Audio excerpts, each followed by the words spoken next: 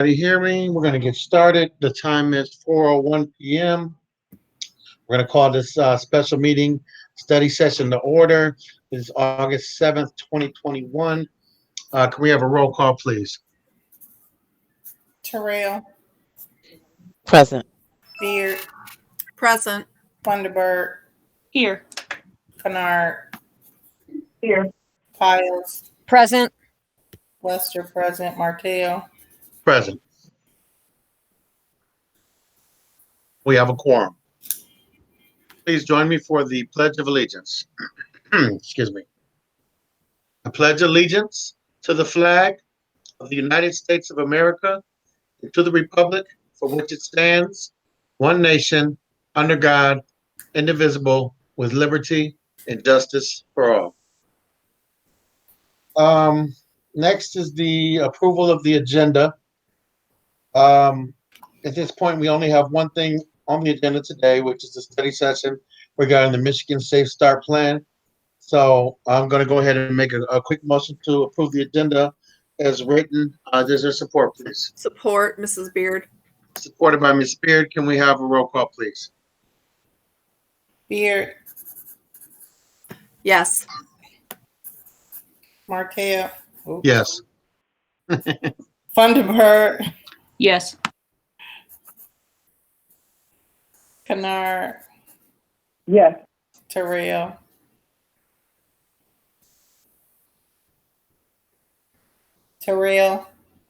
Yes. Lester, yes. Piles, Yes. thank you. Motion carries. Agenda is approved. Before we get into the study session, I just wanted to mention that due to the time of today's meeting, I am still at the office. So if I happen to get interrupted or pulled away due to the nature of my occupation, Ms. Piles, if you could please fill in my brief absence. Other than that, I'm going to turn the floor over now to Ms. Crockett.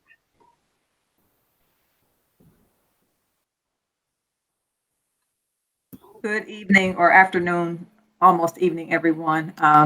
This session merely is to give the board the opportunity to ask questions around this Michigan Safe Start Readiness Plan and Romulus's response to it. As you may know, I'm going to begin sharing. As you may know at this point, give me 1 second.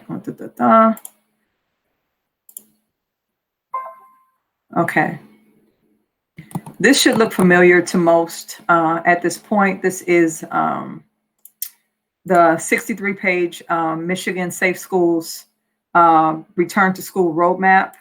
And so in this, we have guidance on what items are required, what items are strongly recommended, what items are recommended in order for schools to return safely.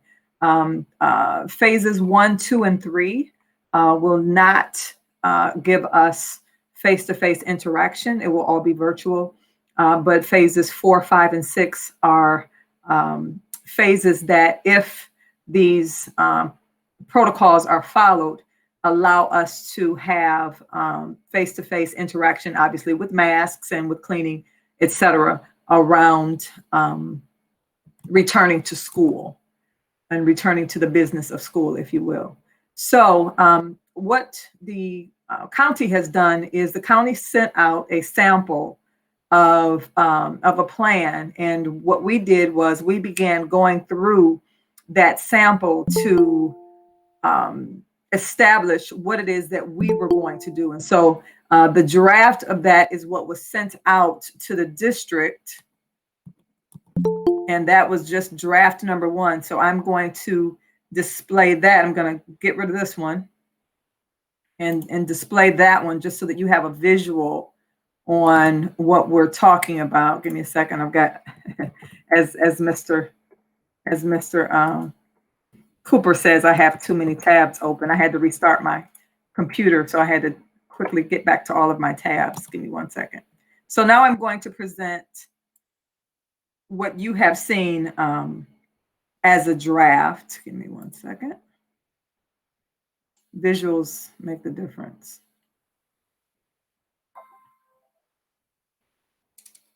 And so this is what you have seen as a district, our draft preparedness plan. And as was noted, all text in black has been updated by the district. So what happened was, I'm just going to scroll down here. These are all of our schools. Minus, we're missing RECC. Don't let me submit this without RECC, if somebody can make a note of that. So these are all of the assurances. These are all of the qualifications that we have to meet in order to begin school in the fall, which is in a minute.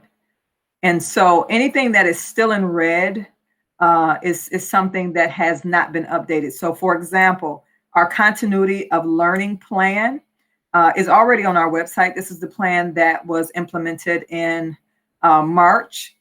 So we just need to have a link right here to that, so that people understand that when we are in phases 1, 2, or 3, we will be all virtual. Now, the difference between what happened in the spring and what will happen in the fall is that it counts now. So students have to respond. Students have to be in attendance. Students have to complete their assignments. We are back in the business of learning. But moving down this document,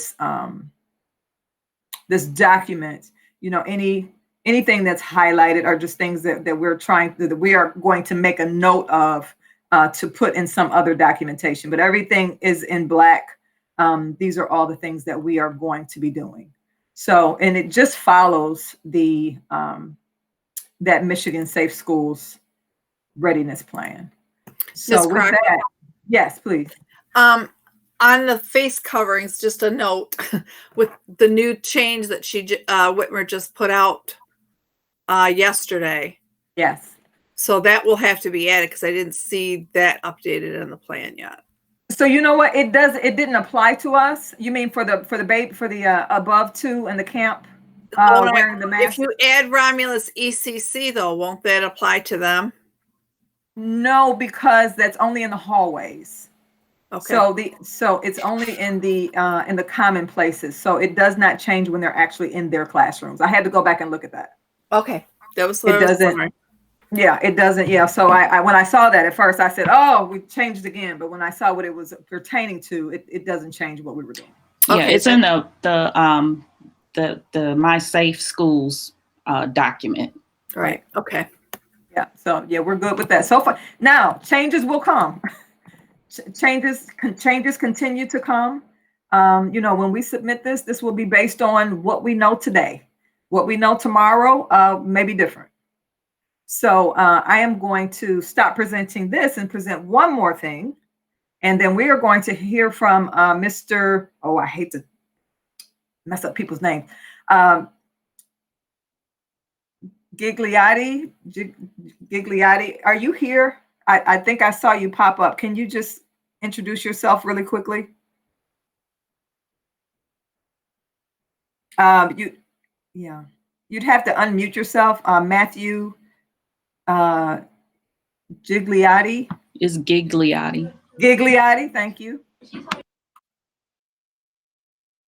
He's here. Okay, he's here from Auxilio. Okay, I am going to present the last screen. Give me 1 second. And then we will just start taking questions. The purpose of this, again, is to just allow some time for discussion and clarification, and to find out what it is that you want to know or that you want to see, such that we can have this good to go on Monday for approval. So let me just share this quickly.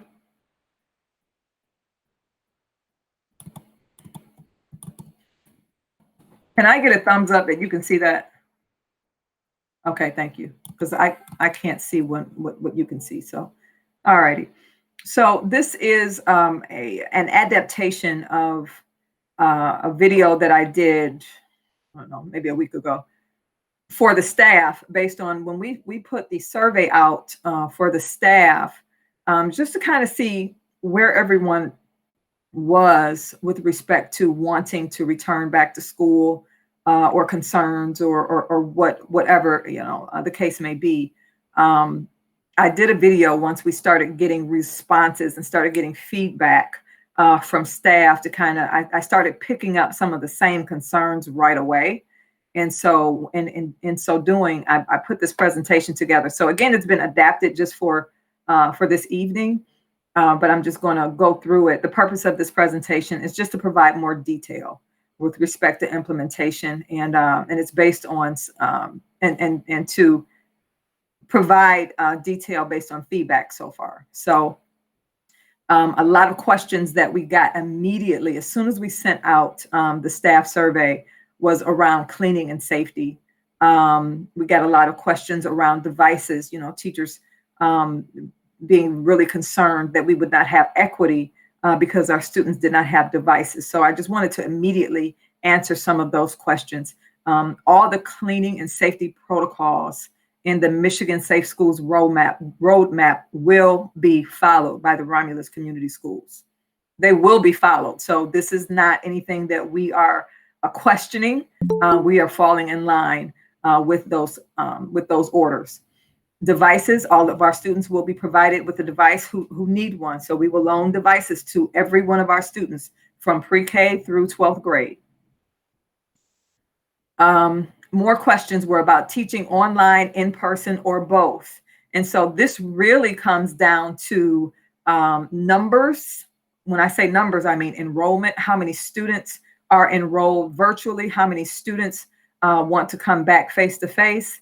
And so this is something that we're working on. We had a good conversation with our REA representatives earlier today. We will continue those conversations because we have to do this as a team. That there's no way that we can do all of this in silos.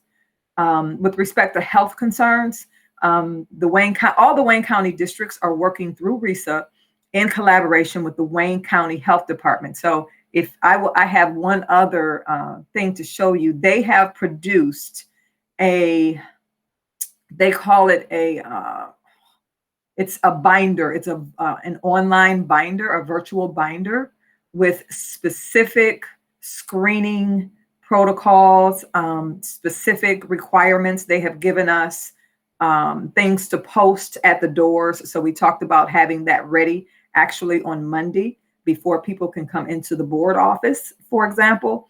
They have to, sign off on these health concerns. Do you have any of the symptoms? All of those things are now in play. And so we, again, are following the Wayne County Health Department as well as the City of Detroit Health Department. So kind of like a media kit.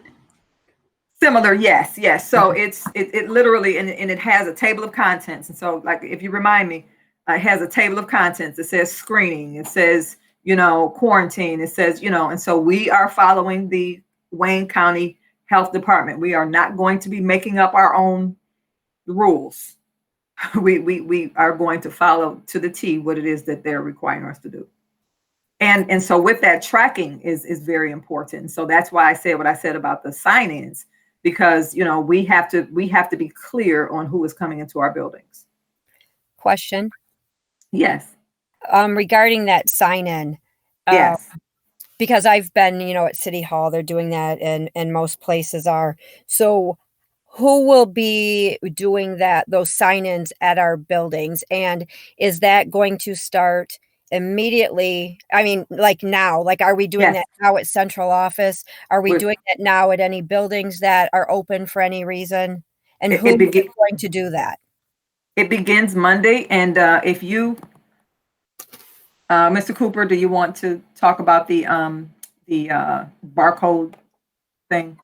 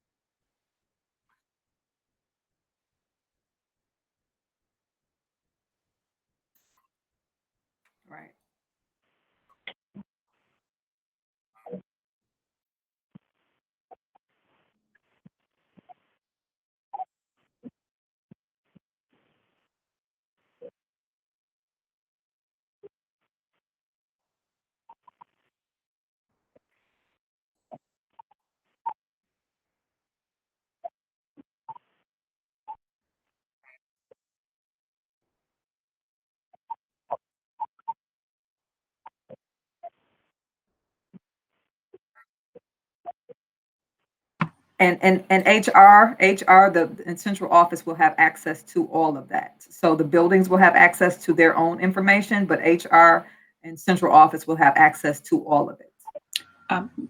Mr. Cooper, I have a question, please, if I may. So with the QR codes, is that something that's just standard, or will it like change every day?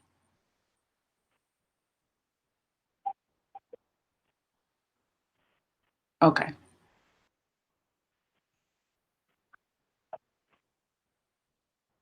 Okay, and is it something that we'll be posting on the website as well, so that maybe they could download like a form or something like that prior to coming for their visit? If, you know, like say someone is maybe handicapped or something like that.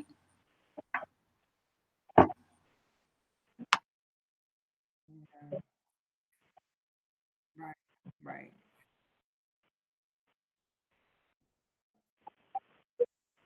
Okay, thank you. The people. Ms. Crockett, this is Ms. Kamara. Yes, please. No, go ahead. You can finish. I can ask my question after you finish your statement. Okay, go ahead. Okay. I was just going to say, we want to make sure that it's people who have actually been on our premises. You know, sometimes people say they're coming, you know, and we don't want to get, you know, stuck in a cycle, where we are attempting to find this person and then find out 3 days later, oh, they never came to begin with. You know, we need for them to be on site. Okay. Sorry, Ms. Kennard, go ahead. Okay, thank you. My question is going back to the area where you were speaking on teaching online, in person, or both. Yes. My question is, what is the benchmark target in numbers in determining which option method will be used? For instance, we just heard recently that a neighboring school district is going all totally virtual.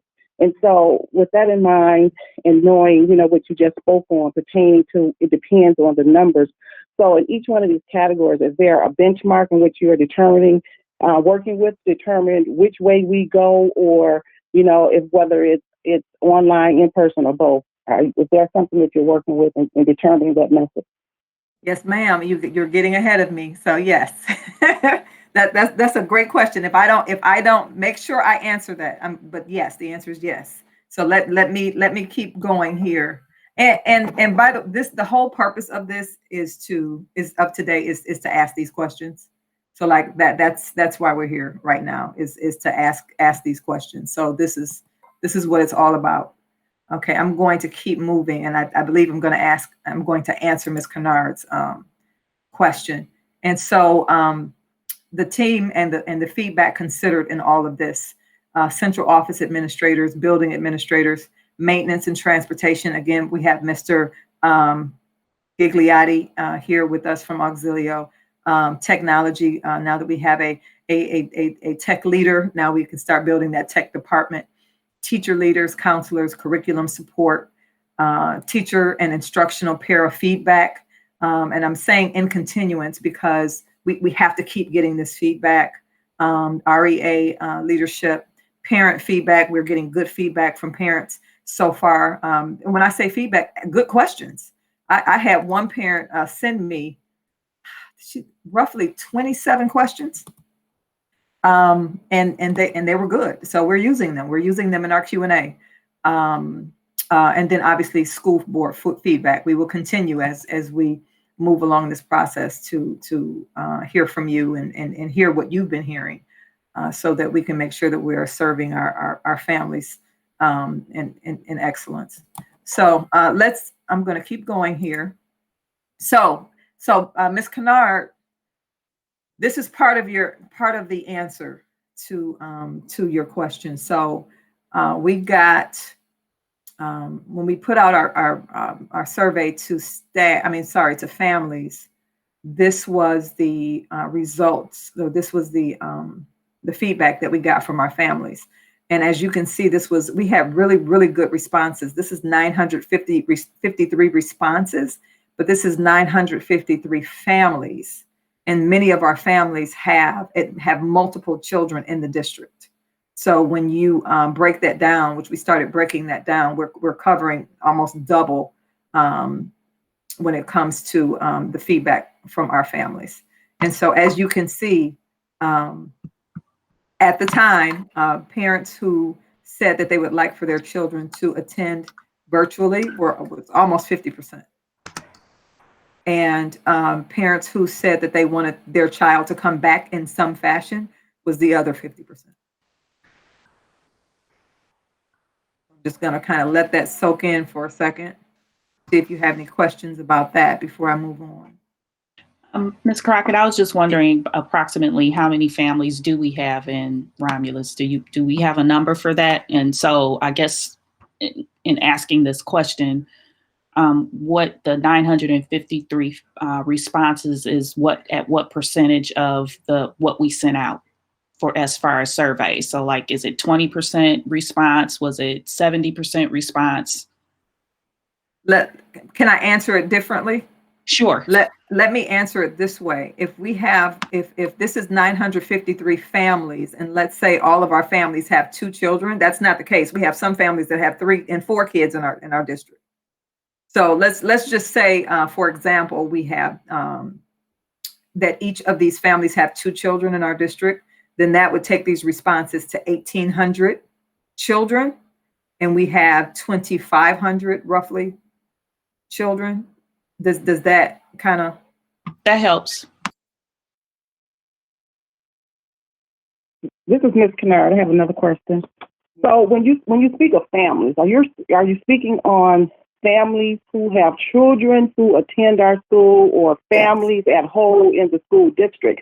So if it's just the children, we have, children that are students that are attending our school, those who do not have children as students, they were not a part of having any input into the survey. Is that what I hear you saying? Yes, ma'am, that is correct. This was only sent to our families of children who are registered in our district.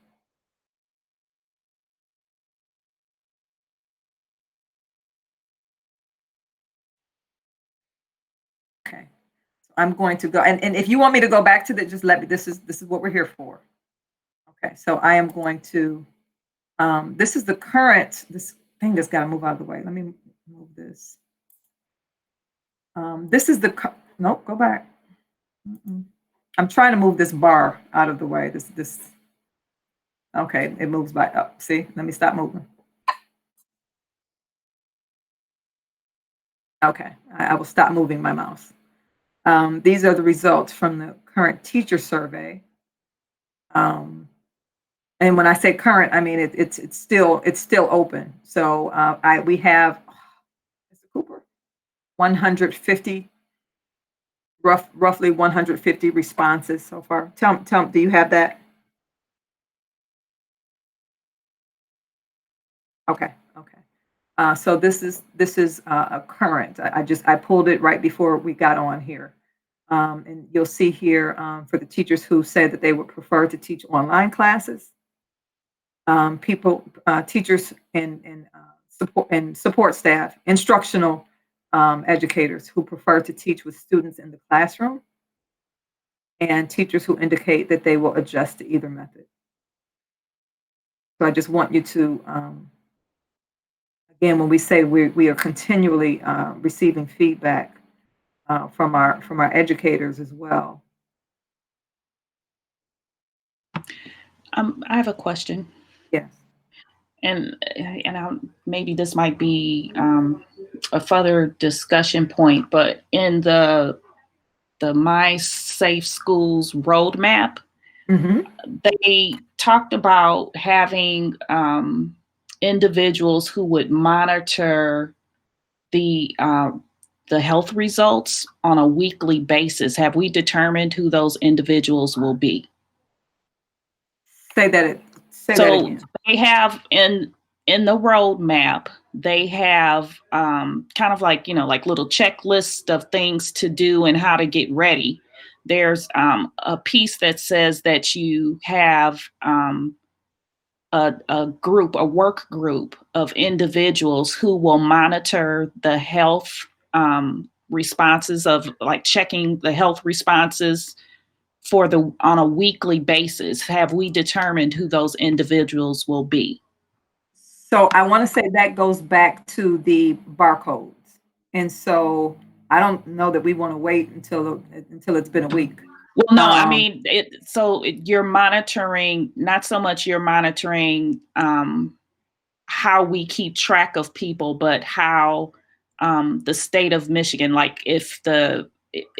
how the virus is ebbing and flowing. So are there peaks? Are there, is it rising? Is it, what are the cases? Got you. So that is our critical response team, and our critical response team was a part of what we're doing right now, of the plan that we have right now. But that's mostly run by human resources and maintenance. So that our safety team. So that's going to be a human resource function. I think I'm answering that question. Yeah, and then we'll. I guess, could we please, I'm reading my question. Could we please identify by name the individuals who are on the return to learning is what they called it. So ours is different. Work group, and post a special page on our website that can filter Q&As from stakeholders, post health information and guidelines. So then I guess that would be kind of our way of kind of keeping everybody in the know on what we are doing from week to week. Gotcha. Because I think, and then also too, if people have questions or, if they can be kind of vetted through possibly that particular piece. Okay. Wonderful.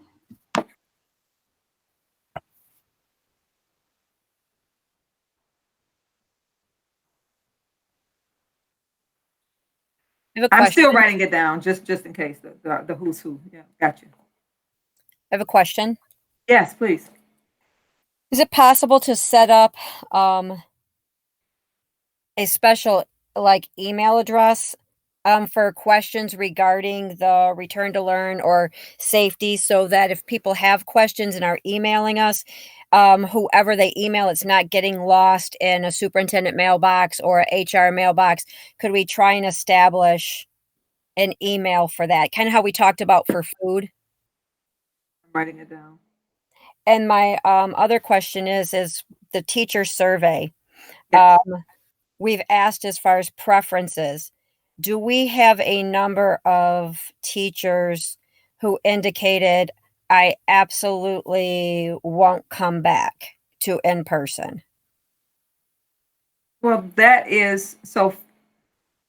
Another question that we had was around health, and I intentionally did not put that on here because some of that is more private information. And so the information that's a little more private, we are making sure that we are respecting who we showed that information, if that makes sense. It does. So I'm not Okay. asking about names or reasons, Okay. but do we have a number? Do we have a number of teachers who said, I won't come back in person? We have a number of teachers who say that they have underlying health issues.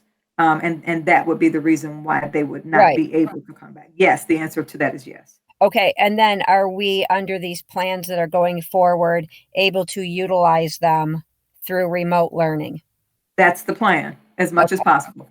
Thank you. As much as possible. Absolutely. I mean, these are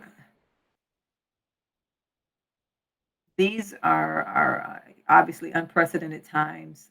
We don't want to lose anyone. We're still waiting, and it's not Romulus Community Schools. It's Wayne County, it's Oakland County, it's Washtenaw County. We are waiting to hear further guidance from the state on what they're going to do about the budget, if anything. So that's another piece that I tell people I always have that in the back of my head, because I know what that looks like right now. And our goal is to keep everyone. That is our goal. So if there's any way that we can, as they call it, redeploy staff who have extenuating circumstances, that's what we want to do. Ms. Crockett, this is Teresa Beard. As far as for parents, will they have a choice? Are we going to be able to offer like a split offering. Like if they want to do virtual, we'll let them do virtual. If they don't want to do virtual, then they can do the hybrid or. Yes, and you also have gotten it. Okay, let me keep going. I'm going to keep going. Okay, let me keep going. All right, there it is right there. Okay, Miss Beard. But what confuses me is for the RVA, it says it's only going to be utilized in options phases 1, 2, and 3. Why couldn't we use that in phase 4 along with the hybrid or in-person option? Thank you for saying that. So, you know what the word that we're missing is also. Maybe this option will also be utilized in phases 1, 2, and 3, or I could just remove it all together.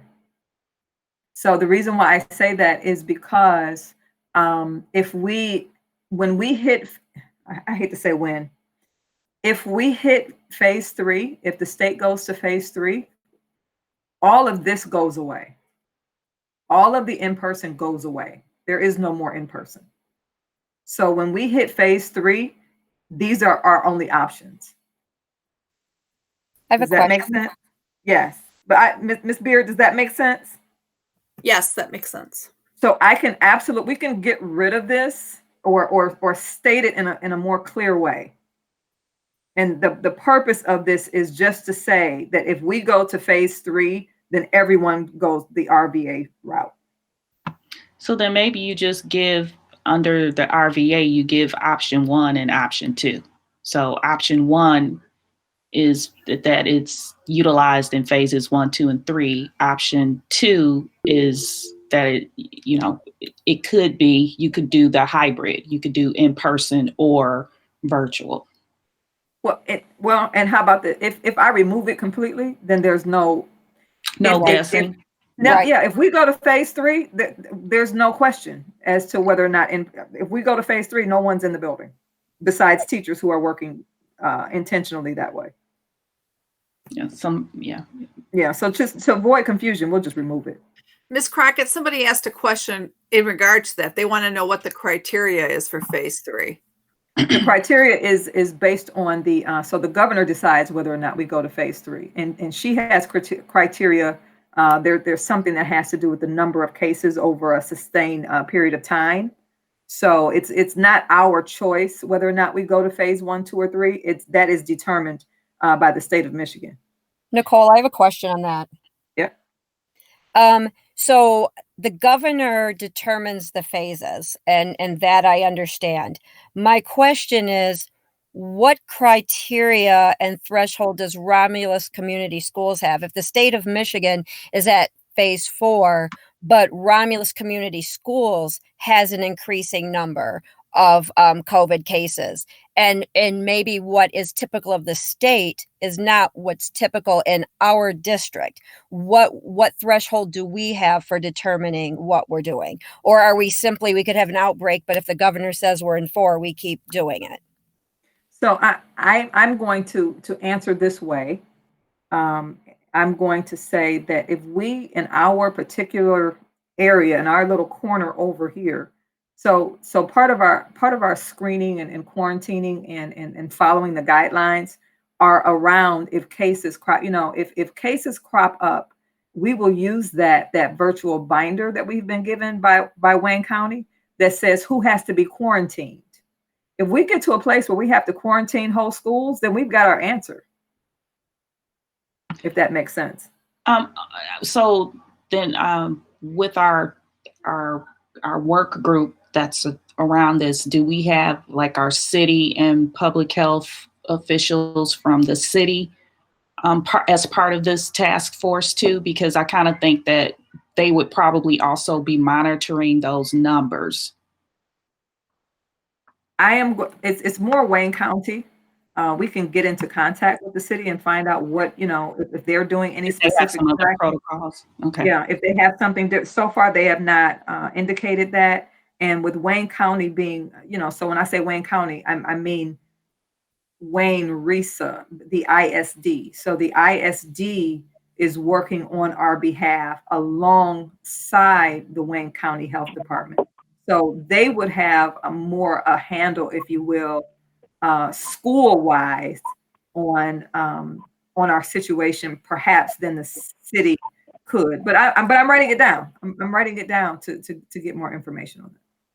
So Nicole, I Ms. guess Crockett, Ms. Smith, oh, go what I ahead. was, I'm sorry. So what I was inquiring, there have been times where in a particular building or district wide, we may have increased number of students with the flu or with strep throat. And so we as a district have chosen to close school on a Friday for a long weekend, or we've done that independent of other districts who are part of Wayne Risa or the county or the state.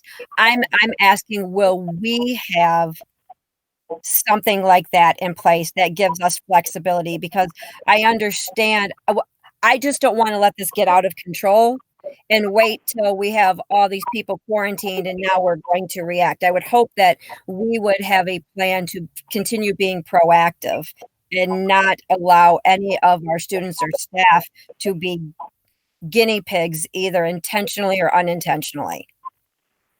So we are not, and so let me also say this. We also have our own personal access to the Wayne County Health Department and their guidance. So besides the fact that Wayne Risa is working, with and for us as a county to, to get this guidance, we also have our own personal access to the Wayne County Health Department, and we would absolutely get guidance from them for our particular situation.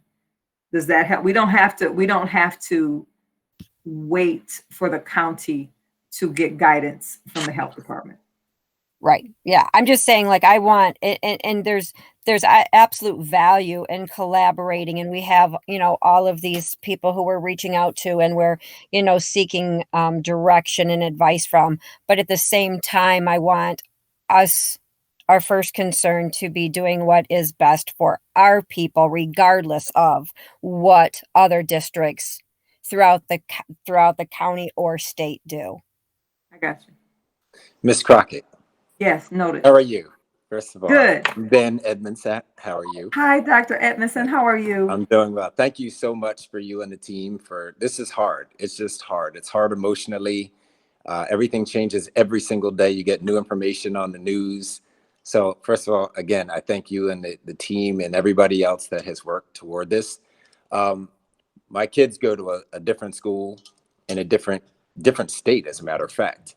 And their school district decided that they would wait till Q2 or second marking period to make any changes. At first they offered options like these, and then they said, you know what, Q1 we need to just sit still and do a virtual plan because we need consistency as a district, just overall consistency, and allow teachers and staff and parents to all know that we're going virtual.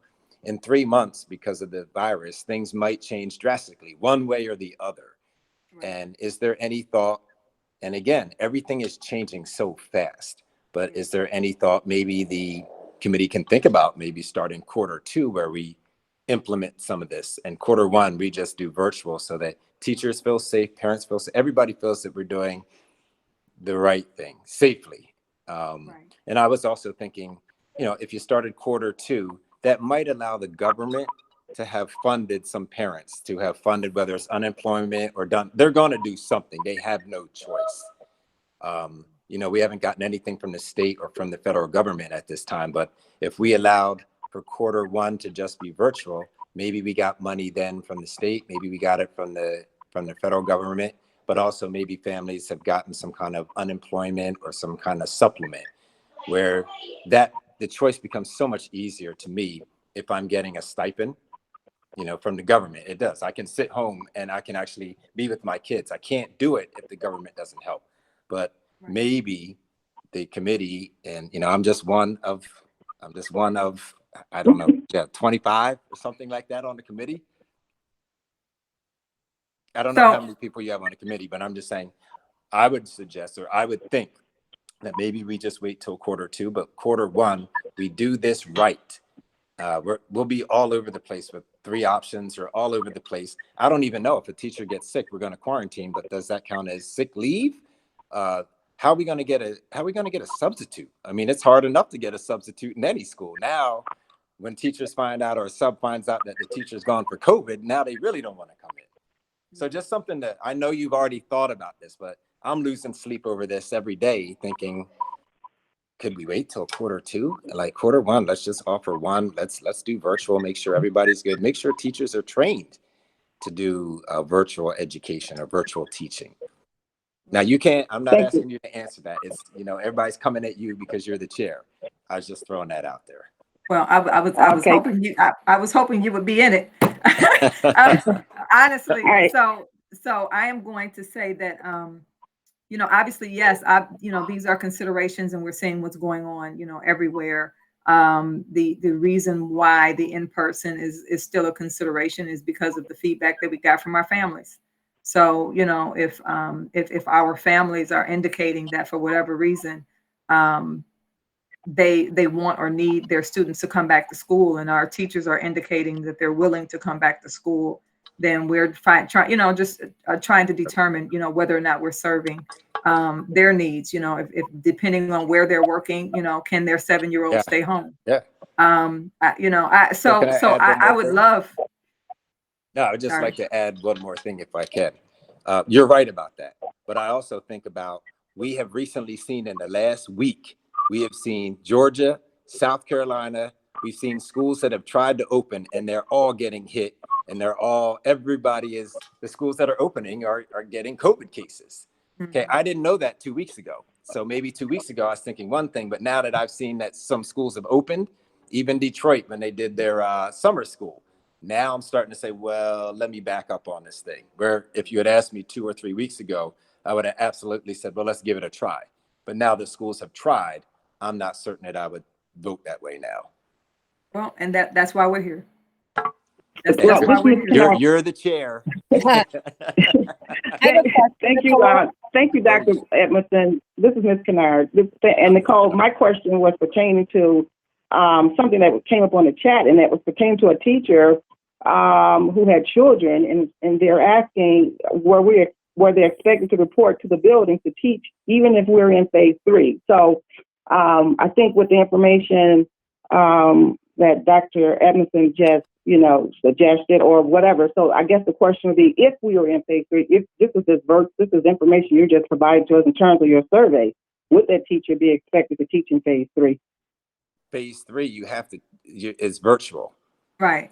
Phase 3 by the government, the governor. And that's one of the things that I would suggest, is that we have to make sure that parents and staff must know what phase 1, phase 2, phase 3 is.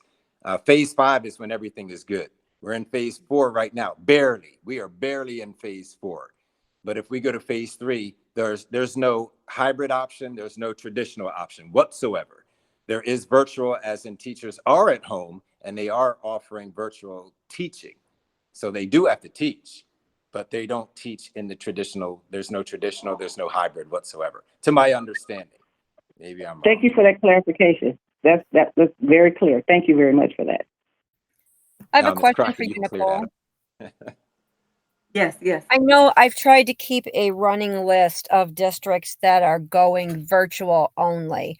Does Wayne Risa send superintendent updates of how many districts in Wayne County only have opted for 100% remote learning? Do they keep you updated with that? No, they ask, but people, again, it's changing daily. So they ask for the information, but it's not anything that we are getting, if that helps. Do you have a running list of Wayne County districts that have decided, that aren't going back and forth? Do you have a running list of Wayne County districts that have said, we are starting the year remotely? Do you have that? I do not, but I can ask. I can ask Wayne Risa for a list. But the districts that I have been in communication with are the districts who are around us and who are directly impacted, or that we're directly impacted by. And so far, we are offering the same options. So so that's the information that I have so far. But I'm again taking notes. And I can ask Mr. Lipa Right, because I see districts around us and throughout Wayne County that are opting for remote only. So if that is inevitable, or if at some point we drop to phase 3 and that is our only option, I what I want to hedge against is what happened last year when we were blindsided in March and April. I want us to know that no matter what phase we're in, we are committed to delivering equitable education to our students. And if we are in phase 4, but we have families opt for remote learning, how can we then meet the needs of our special ed students or our families who absolutely will not be able, whether it's their home setting or no internet access or for whatever, say, I need my child in a building. What can we do to make sure that all of our students, because if we don't have all of our students receiving equitable learning, then we don't offer equitable learning. If we are in phase 3, no one, it doesn't matter. So if we are in phase 3, there is no in-person learning whatsoever. With respect to the planning, we are planning now, which is part of the reason why we wanted to really have this conversation. We are planning now for both. And so we are planning now for what happens when we come back in person. We're planning now for what happens if we're all virtual. We have to plan for both. And so should it come today, that if it comes today to us today that we are not going to do face-to-face, then it would be best that we know that now. If that makes sense. Yeah, I have a couple of questions. Yes. So if we're doing the online and the in-person, the hybrid, will we have waivers for parents to sign if they decide? So like a waiver. So because again, I hear you when you say that there are some families who are opting to have their children come to school, and so I think we have to be mindful of servicing those families as well as the ones who opt to have their student in a virtual setting. And so what does that look like? And do we have to have a waiver for both parents and staff, or just a something that says that they understand, what their decision is, that they've decided? Because I think when I think about the summer school for Detroit, and they had a group of individuals picketing.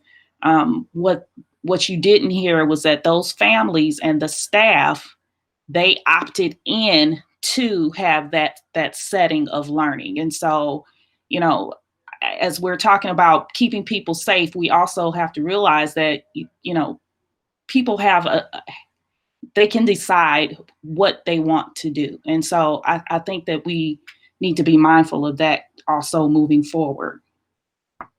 Right. They have to decide. It's not, so yes, there is a waiver. There are forms that say, I understand what it is that I am signing up for. If I am signing my student up for virtual, I understand that. If I am signing my student up 3 days a week and they are going to be at home 2 days a week, I understand that on those 2 days, they have to do this, and this in order to be in attendance for that day.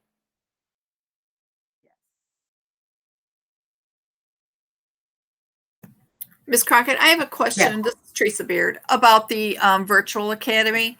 If we went to the virtual academy, even if we did it just as a choice, or if we did it until like with the first semester's over or whatever, as far as delivery of special ed services for special ed students that want to use the virtual academy option, how are we going to deliver those services? The teachers who are supporting those students, the teachers who have those students on their caseload still have to provide the services for that student. So whether it be resource room, whether it be supporting the student in the classroom, So they would still have to have a schedule. So, for example, if I have 18 kids on my caseload, I have to provide everyone with so many hours of support per week. And so that means that I have to go to this class this day, and next week I've got to see them in this class and next. So the schedule, they will still have a schedule, and because they still would offer that support to the students based on the schedule, based on the needed hours that student has. And what about for like specialists for like speech and language services? And of course, OT, PT, I know that that's a debate. Nobody knows how they're going to deliver those services. But I mean, for like speech and language, how would they do those? Would the speech pathologists then reach out to those students possibly individually?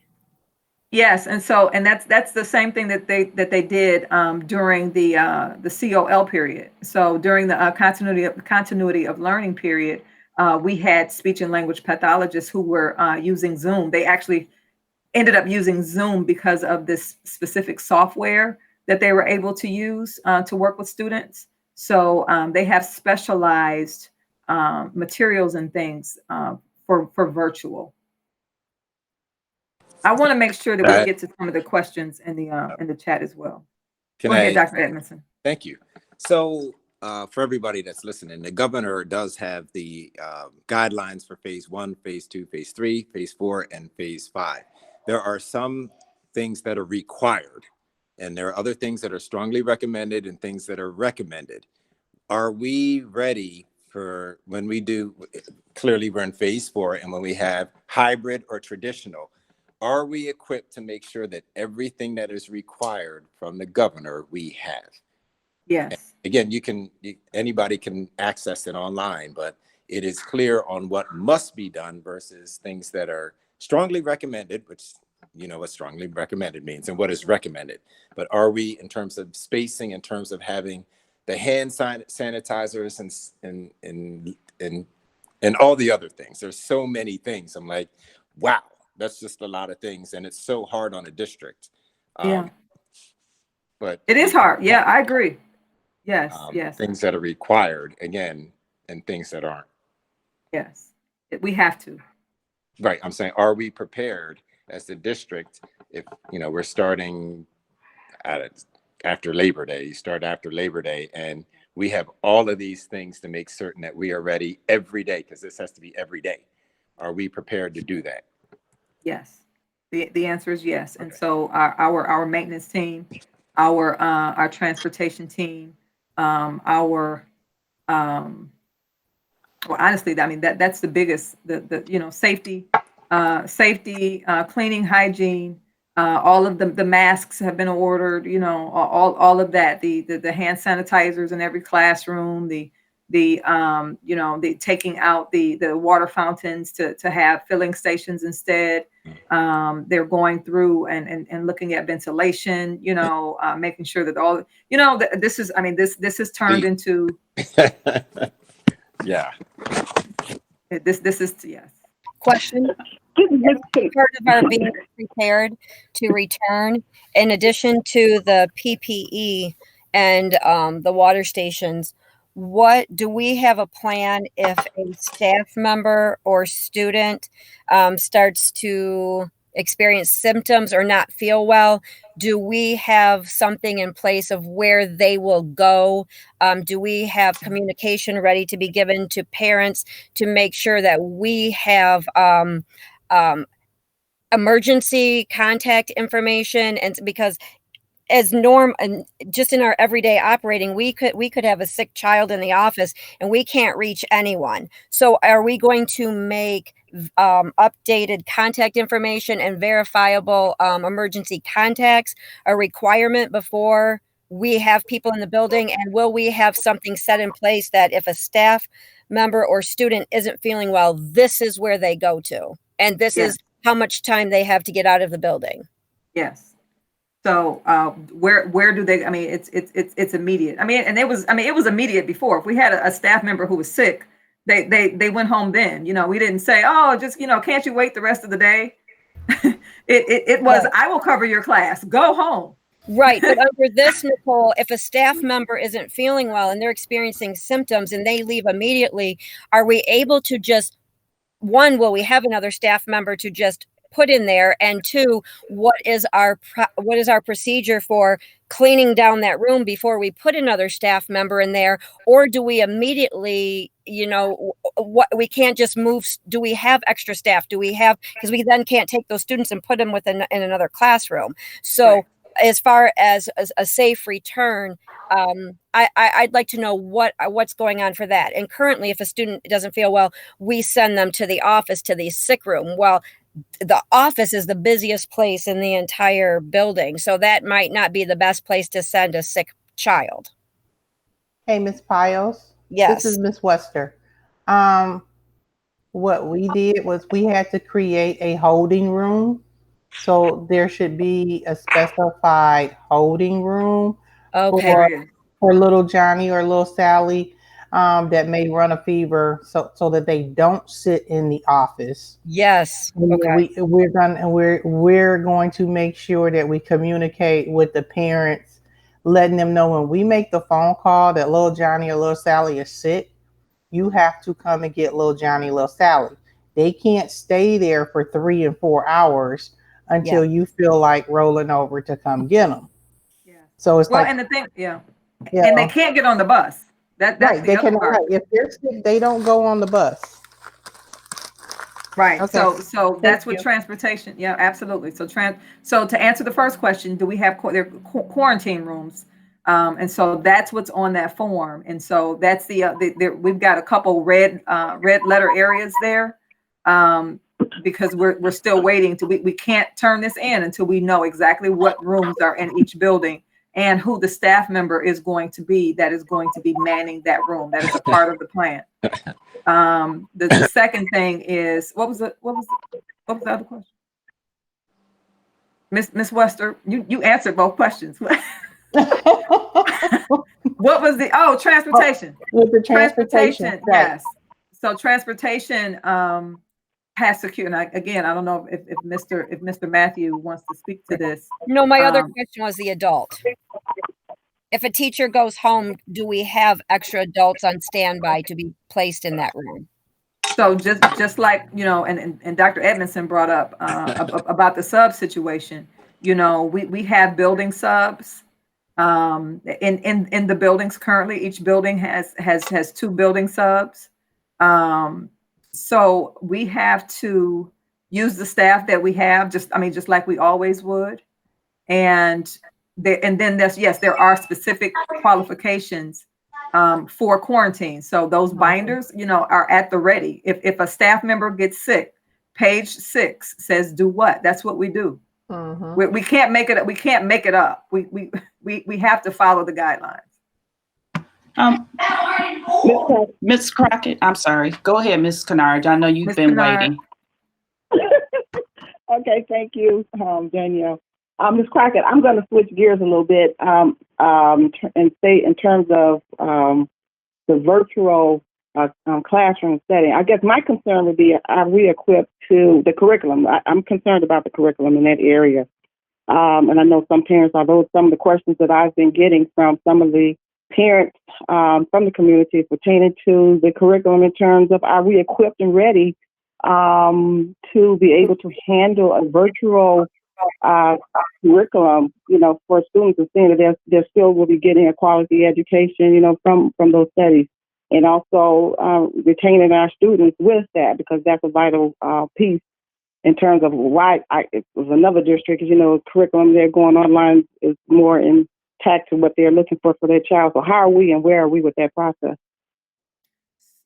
So with that process, the board had whatever word do you use, platform that you use, it has to be approved by the board. So right now, the board approved platform is Edgenuity, and so using Edgenuity as our skeleton, as our foundation, if you will, is the beginning. We are already using Google Classroom. And so that's what we use to communicate with parents, to, for kids to get their assignments, for students to be assigned their assessments and things like that. So using that as the foundation, but then obviously using the teacher's expertise and making sure that the students are getting that face-to-face instruction. So, and this has to happen whether we are in person or virtual, where the students are getting that, having that feedback and having that, I need to see you, and having those small groups to say, okay, everyone who is in this group, I want you guys to focus on this, and everybody who's in this group virtually. So just like we have our group right here, this is our work group. These are the things that teachers are setting up for students, work groups, so that they are understanding, where kids are. They're monitoring assignments and saying, you know what, it looks like everybody got everything except these right here. So now we need to have conversations around these two items. What don't you understand? Right.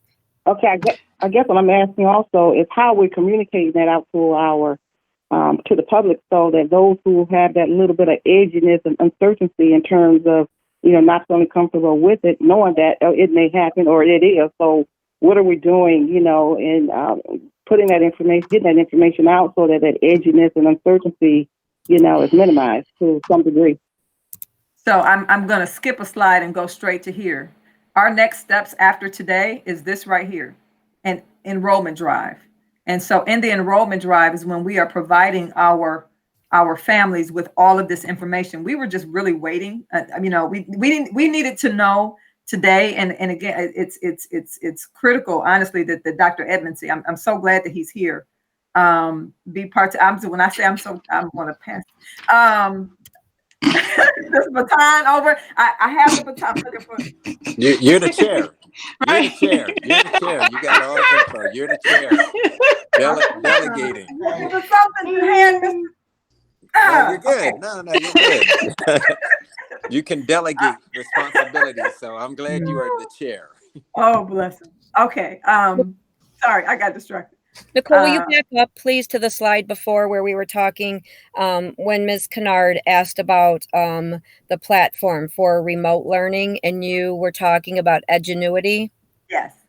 So will Edgenuity be used for remote learning exactly as it is used in RVLC right now?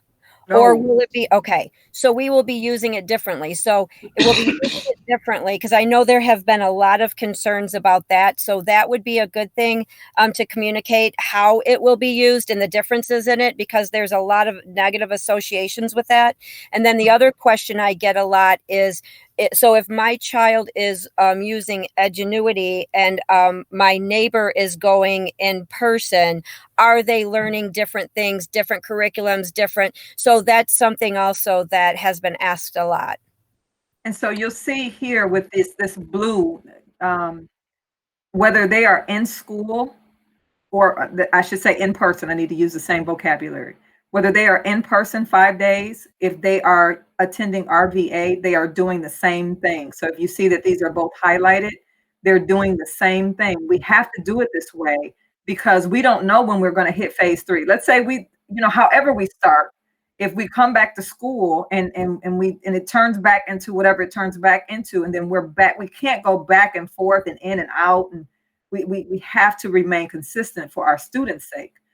With respect to RVLC is more self-paced, and so that's a different. It's a different way of using the materials, and we will absolutely make sure that our parents have an understanding. We have many students who are very successful with RVLC in the way that it's run. So and so we have some children who will work best that way.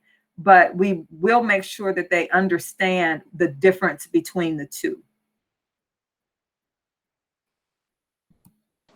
And there lies my concern. My Yes, concern is whether we're in phase 3. We're in phase 4 right now. Right. Day one, 2 people test positive. Then we have to quarantine the whole class and anybody else supposedly that has been in contact with them for the previous 2 days. Then let's say day 2, 6 now get hit up. Then day 3, it's 8. The next thing you know, the district has a huge problem on its hands that we don't have enough staff. They're gone because, when the kids get quarantined, the staff gets quarantined. So, I mean, I know that everybody has the same concerns, that I am certain of that we all have these concerns. And that's what frightens me personally and professionally, that moving ahead in the first quarter and offering all three. I mean, I would offer two, if anything. I mean, I would offer two as the most, but if we just that first quarter sit back and let's get it done right. Let's do this thing right and not have to worry about all these other case scenarios that are very problematic to us.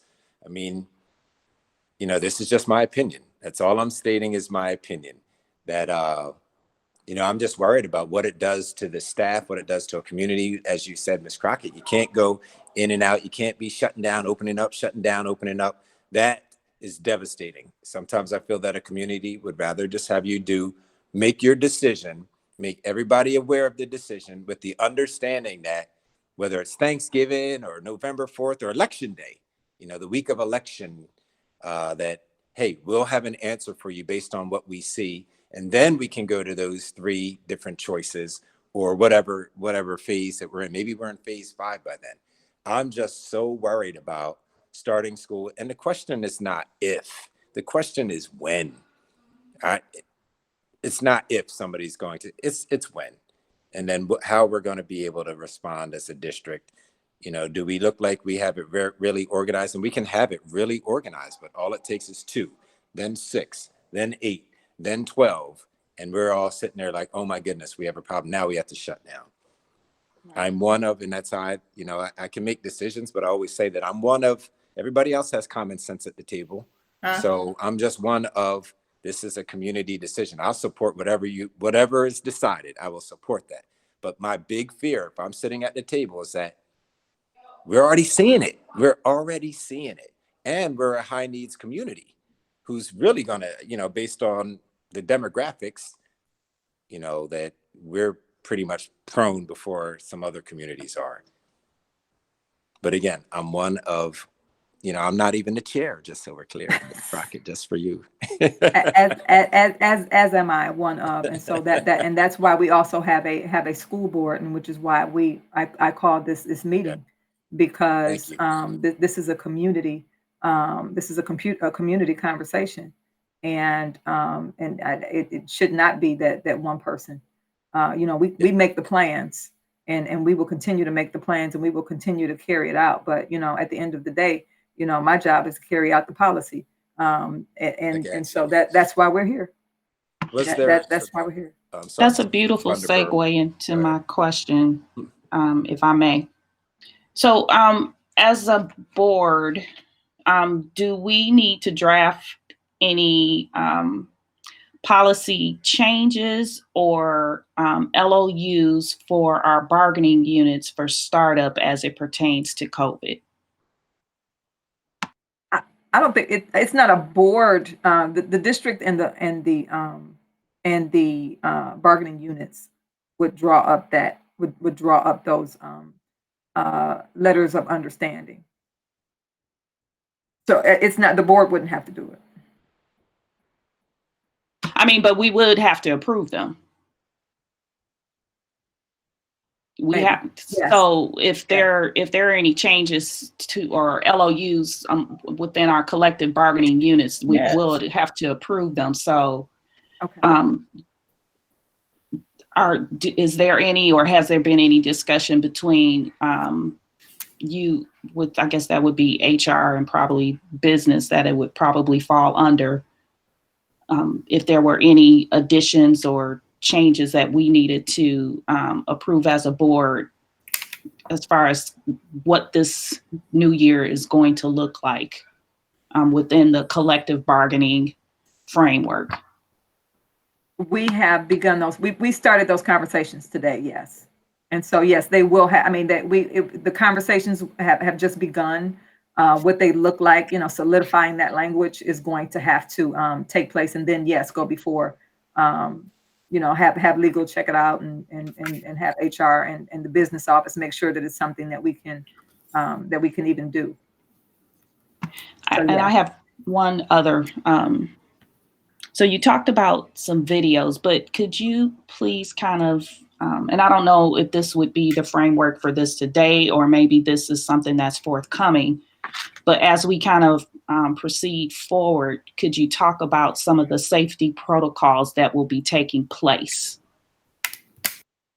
I'll just read. I can just read down with respect to.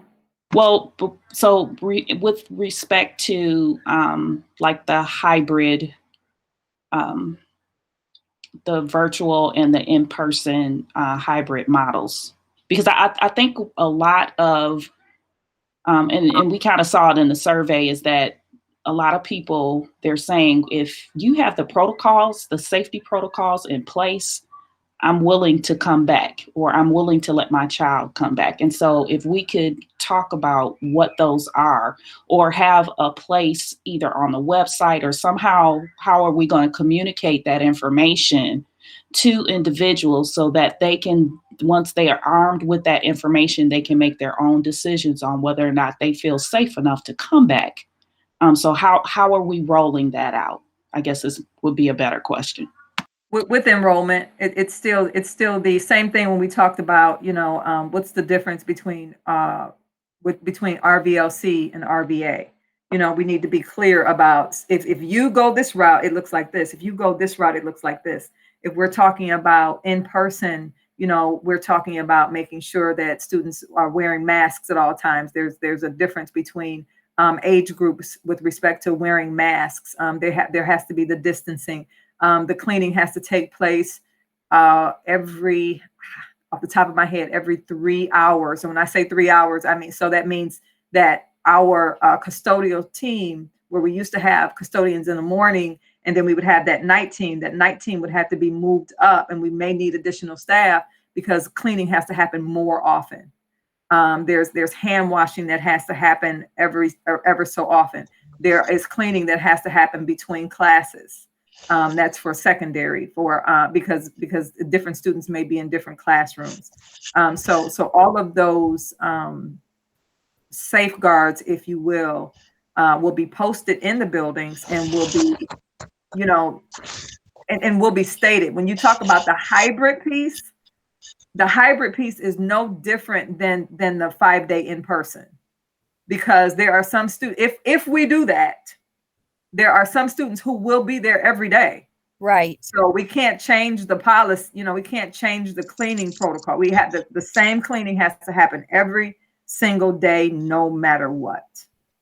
I guess what I'm asking is how, in order for a person to make a decision on whether or not they are going to send their child through either of these options, they have to know what that information entails, what the safety protocols are. So how are we educating our community on what those protocols are prior to them making that decision? And then do we have like a drop deadline on when that is, so that we can possibly secure what our enrollment numbers are going to be?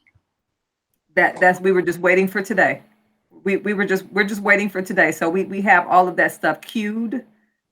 Because the next step is based on what happens today, is to say, now, this is what we're offering. This is what it looks like. We need you to sign up. Okay. So are you saying that, so I know that we're having, as a board, we're having this discussion, but I guess, so just in my head, are we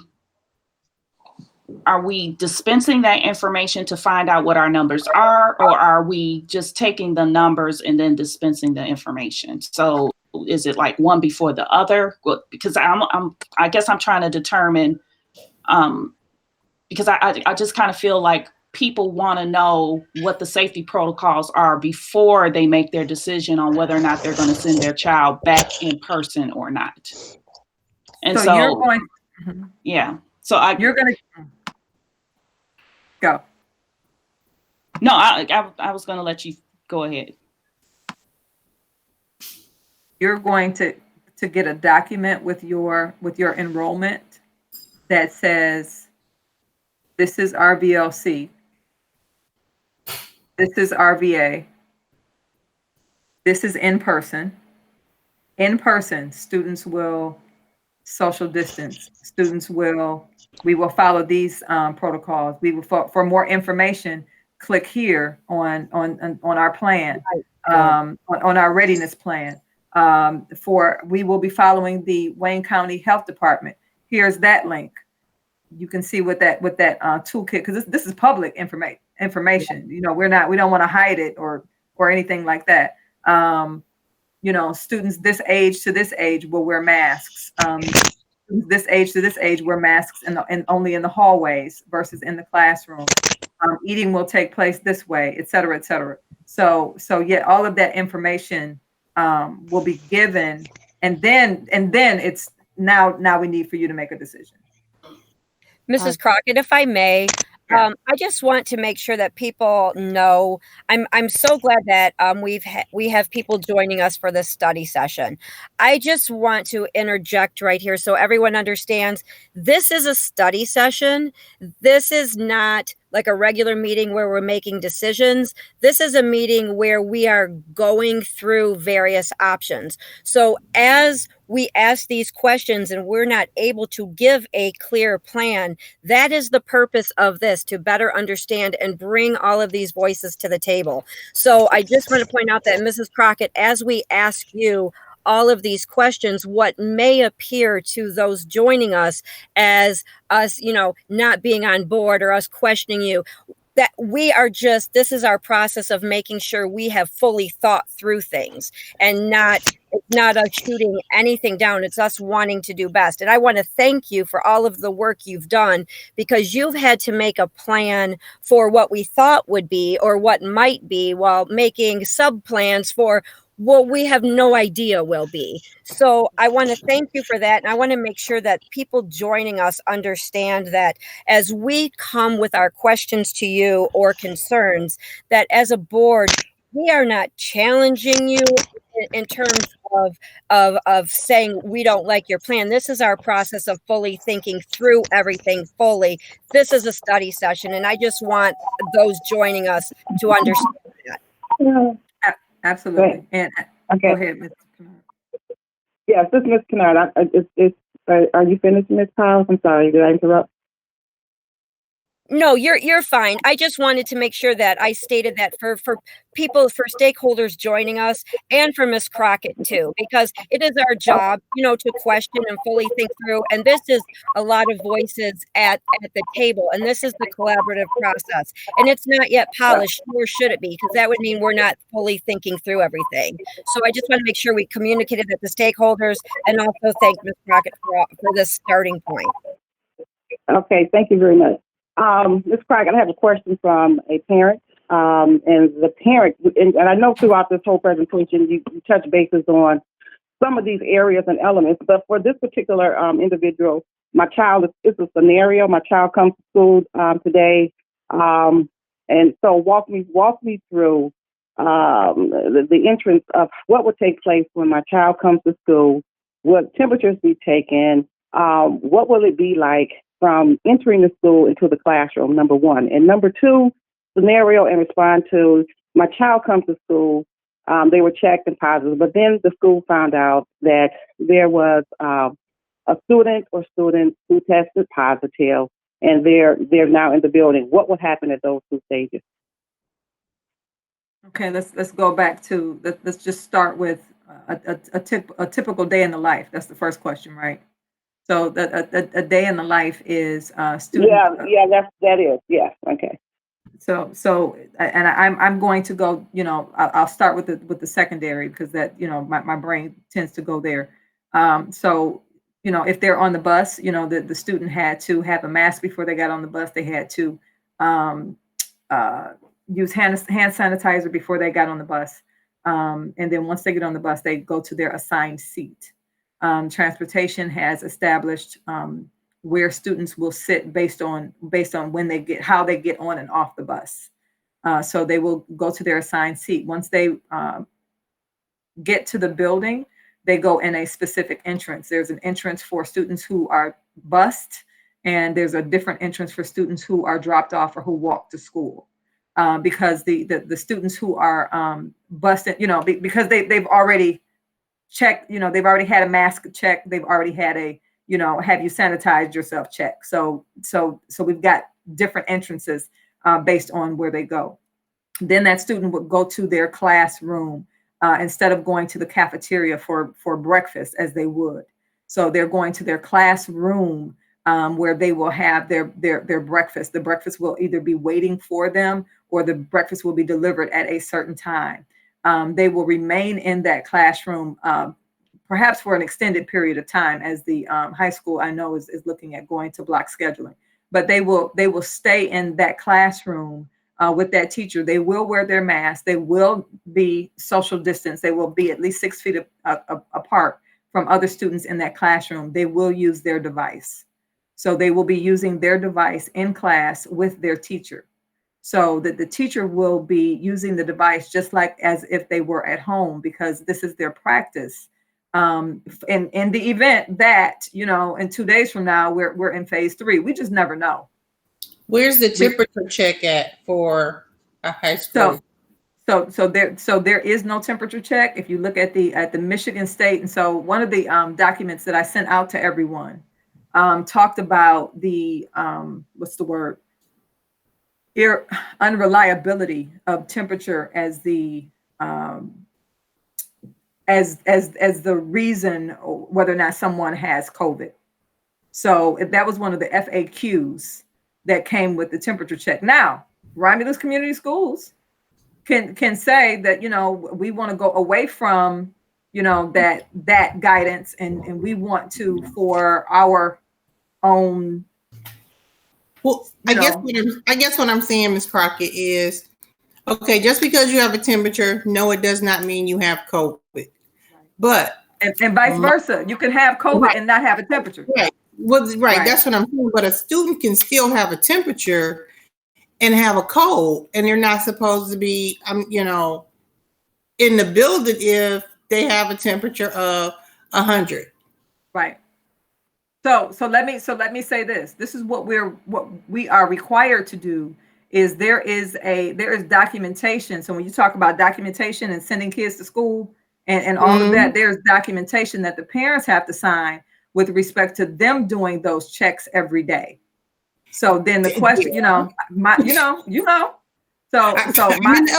child, I know So but we have to, this is what we have to do. We have to do this documenting. We have to do this reminding. We have to, if my child has not just the temperature, but all of these other, symptoms, if they have, loss of taste or smell, if they have, any of these things, then it is my responsibility as a parent to not send my child to school. These are kids. But I have to go to work. And I gave little Johnny some Motrin to keep his fever down. And little Johnny got on the bus. Little Johnny wore his mask. Little Johnny did the hand sanitizer. But little Johnny is sick. Little Johnny gets on the bus and he pukes. Now he's got to come inside the building because that has happened at 8 o'clock and 8:30 in the morning, where the bus driver was saying, I have a sick kid on here, which means the parent knew. And now you can't get a hold to that parent. So we need to make sure that there is something in place. He goes directly to the quarantine room. He does not go to class. Right. He goes directly to the quarantine room. So that's one of those things. If we have an overwhelming that says, an overwhelming response, which is why we're here. If we have an overwhelming response that says, we get it and we know what the health department says, but we want to do temperature checks, every first hour or something, then that's what we need to put in place. Can we, because we do have families that are struggling to put food on the table. Is there any way that we can work with some of our business partners or whatnot to get thermometers that we could send home if a family says that he or she cannot afford to go out and get this thermometer, and then how long do they stay in the quarantine room before the parent comes to get them? Is the room going to be big enough to have 4 or 5 kids in that room? They have to be separated. Right. Just food for thought. No. Okay, so that was one of the things that, like I said, until we got the guidance from the health department, we didn't know. And so when we got that guidance from them, that's what said, oh, okay. But again, if this is something that we need to discuss further, that's why we're having this meeting. You know, what are we comfortable with? What and at the end of the day, what will the board decide? Ms. Kennard? Yeah, so the second part to that question is, so now that the student, they've met all the requirements and entering the building, in the classroom and so forth, but then again, you find out later on that you have students who were infected with the virus. What is the steps that the school is taking in a scenario such as that? So at that point, we have to notify the people who were in close contact. And so there's a definition of close contact. We have to notify potentially that class because the cleaning will still happen every day. So but we will have to notify that class or those classes, and those people would have to be quarantined, which is why the virtual learning has to be what we do no matter what. So virtual learning. A teacher who's doing virtual and are they doing both, or will they be doing one or the other? So those are talks that we are having with the teachers and with the union. The goal is for them to have a class. So if I have a class, I have some of my students who are in my class physically. I have some students who are functioning online. In my learning platform, I have the assignments that the students are going to be doing for that class for that day. So the students know, okay, at this time, everyone is doing this. Everyone has access to the same thing. The students who are sitting in the classroom and the students who are sitting at home have access to the same material. And so then when the teacher goes online and says, okay, so I want you guys to watch this video and I want you to do this assignment. I'm giving you this much time. Now we're coming together. So the student who is at home has to come on this platform, just like this is, and participate along with the students who are sitting in front of me. So it's not, as we're talking to the teachers, if they're going to be in the classroom, none of this is normal. None of this is normal. None of this is natural. So the idea, okay. And so the idea that I'm, as a teacher in the classroom, now going to turn around and go to the board and start writing,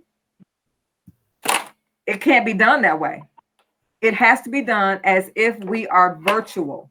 So that means the writing that I do has to be the writing on my screen so that my students who are with me can see it and the students who are away from me can see it. I can't do anything that all kids can't see. Okay, then my next question is the hours put into for a student who is virtual, the hours that a student puts in if they were in the classroom, are those hours the same? And how is that being monitored from a virtual versus in a classroom? What are the standards for that, the strands for that? The student has to come to class. So to answer your question, for secondary, it's the same.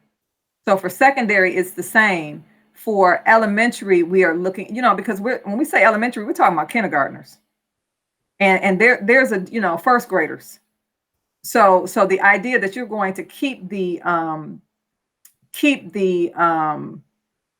want to answer Ms. Whiteside's question, that they want to keep the same schedule and not be in the classroom is going to be to some degree unrealistic. So we're going to have a schedule for our elementary children that says at this time, they have to come to class. At this time they do this. At this time they do this. They have to have timers up on the screen so kids can see how much time they have left. So the elementary, we're going to have to make some adaptations for online for elementary students just because of their attention span, if you will. CTE classes, I'm catching questions here and there as they pop up when I can see them.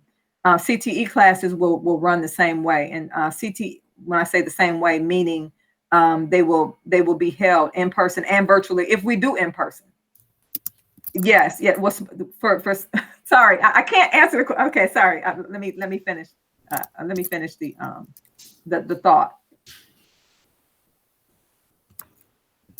Okay, help me. Where was I last? CTE classes. Okay, for Well, CTE yeah, classes, CTE. yeah, CTE classes are run the same way. So we were able to give the CTE teachers, and I know that they're reviewing the content to take a look at what that looks like on Edgenuity and what it is that they would have to do, if anything, to supplement. So, but yes, the CTE courses are also online. So let's talk about CTE courses that are, yes. Okay. Let's talk about CTE courses that are, that have to have a hands-on component. If we are in, if we are in phase 3, then the Michigan Department of Education is going to have to make concessions for what we cannot do. So, if for culinary, for example, if we're in phase 3, there's so much that can be done with respect to culinary online. We can talk about recipes, we can talk about the science, we can talk about, but when we get to the hands-on part, there's only so much that can be done. Can we require all students to have knives and a certain kind of knife and a certain kind of food? We cannot. So, but that has to happen, from the state level. So I think one of my concerns is if MDE, for example, goes by the state requirements, to what degree are they expecting, if we're in phase 4, are they expecting for students to be able to do some of that hands-on work? So, it's a lot. It's a lot. Nicole, when you were talking about, we'll have the cleaning protocols in place. What are the details of that? Are we having like extra custodial staff, or will any teachers be required to clean in their classrooms? Has that been worked out or no? So one of the conversations with our teachers union was around that cleaning procedure, and that is not a part of the current CBA. And so we are going to have to discuss, what are concessions, or what does that look like if this is something that teachers now have to do. When it comes to actual custodial staff, again, it is the case where what we are looking at is moving custodial staff from evening up so that we have more people cleaning throughout the day. Okay. And then if we were to get an LOU where the union was willing to do cleaning in exchange for whatever it was, but there were individuals who, for whatever reason, did not feel comfortable with cleaning, would we allow those teachers, that option and get something else in place so it's not all or nothing? Yeah, and yes, and so the beauty of teachers is we work together, and so one of the things that was discussed, for example, was around duty-free lunch. And the CBA, their teachers are supposed to have, not have to do anything during their lunch period. So if now we're in a situation where, I don't get that, then that there has to be an LOU for that. There has, what do we get in return? And so some teachers may have during that time, may have a prep period, and they may be willing to say, what, during my prep period, because I've got this extra time, it's not extra because because I have time.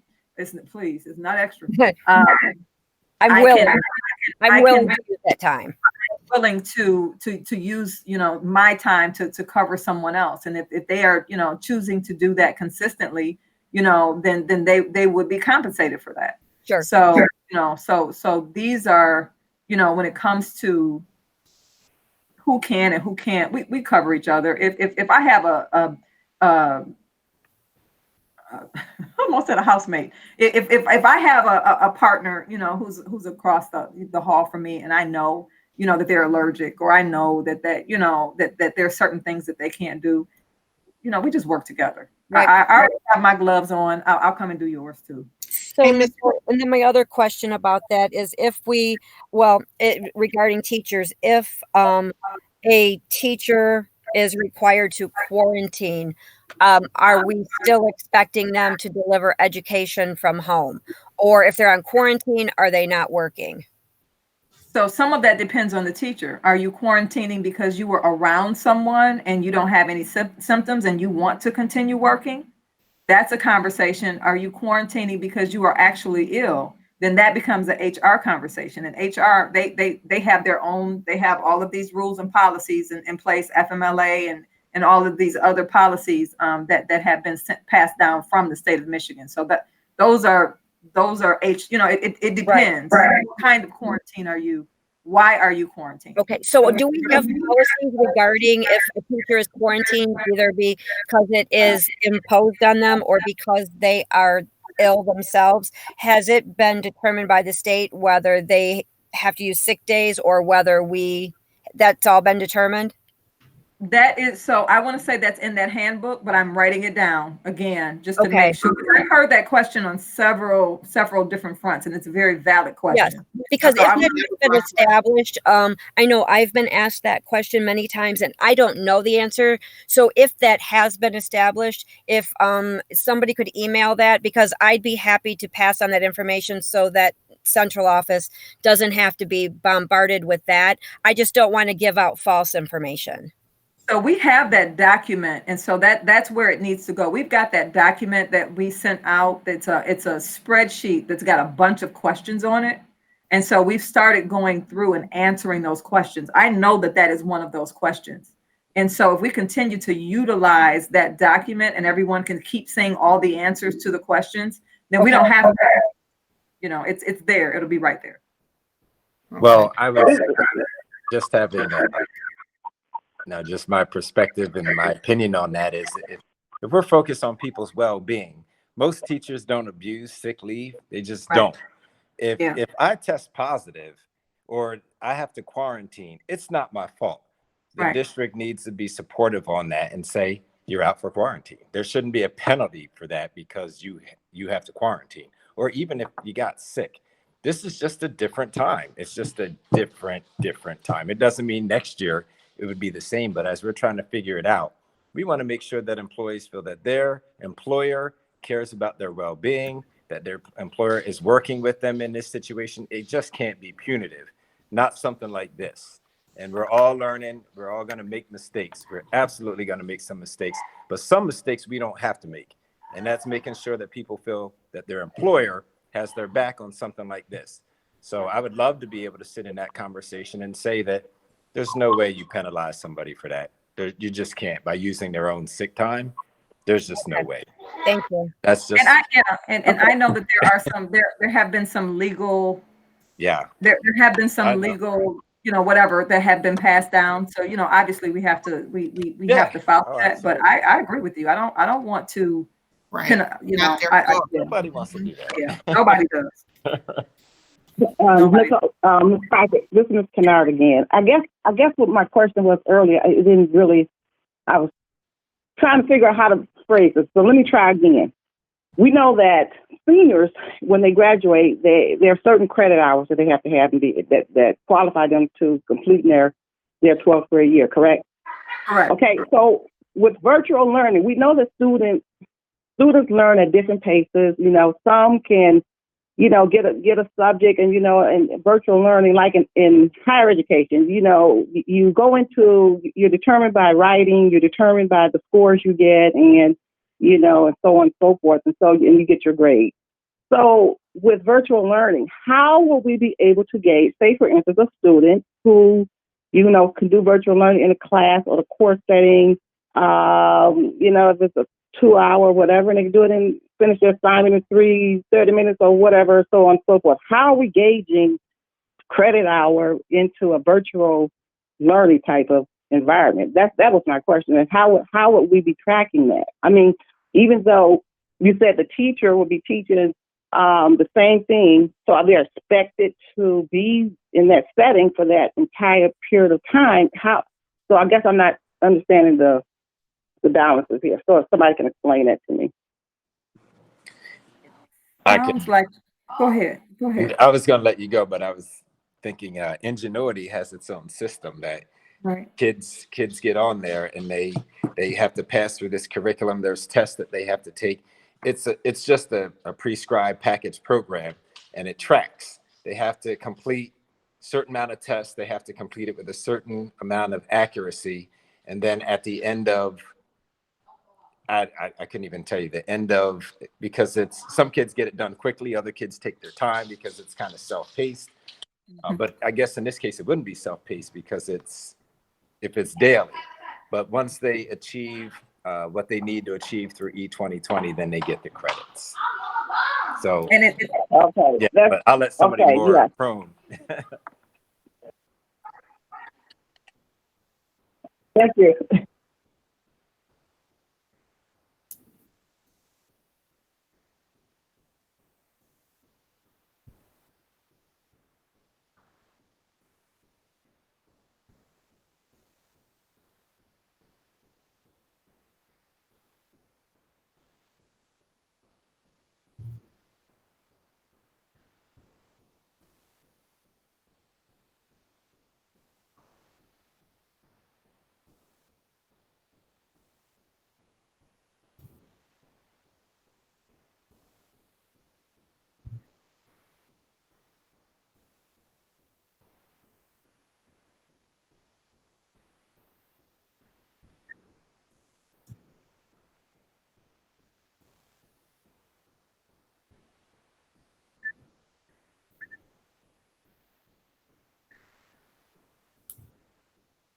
Mm-hmm.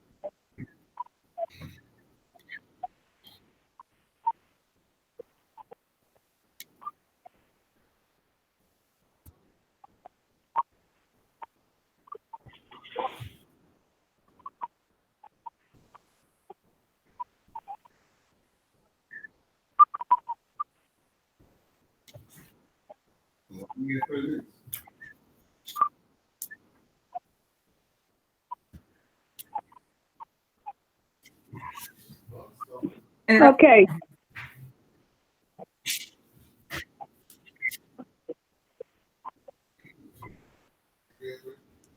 Okay.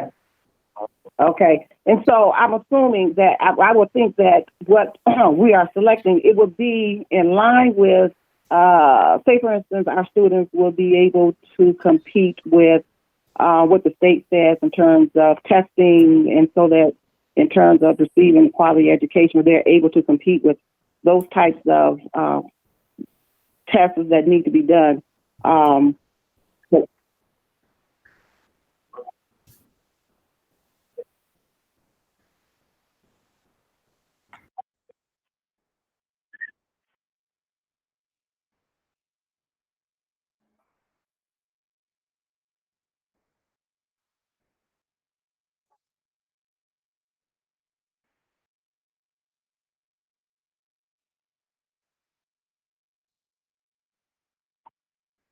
But thank you for answering that, Mr. Cooper.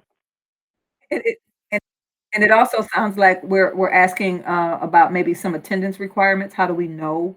Making sure that our students are getting credit, maybe attendance wise, and they still have to come to class and they still have to participate. So there are guidelines for virtual learning by which we count the student as present and count that they have that they are completing classes. Okay, thank you, Ms. Crockett.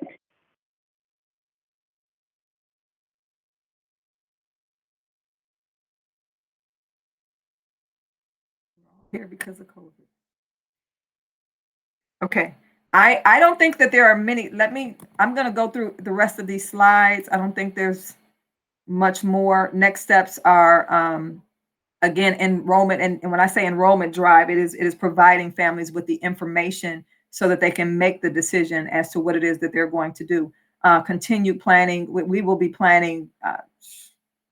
This is like launch. I don't know if anybody has family members in the automotive industry, but that's what this is. It's just nonstop. Professional development for teachers. We've started the calendar for professional development, so the teachers are more comfortable with using all of these virtual platforms. Safety system installations, meaning all of those things that we said, the installing the hand sanitizing stations, making sure that we have PPE at the doors for the kids who forgot theirs at home, making sure that we have hand sanitizers at the doors, making sure that all of the cleaning supplies are labeled, making sure that there are cleaning supplies in every classroom, all of that.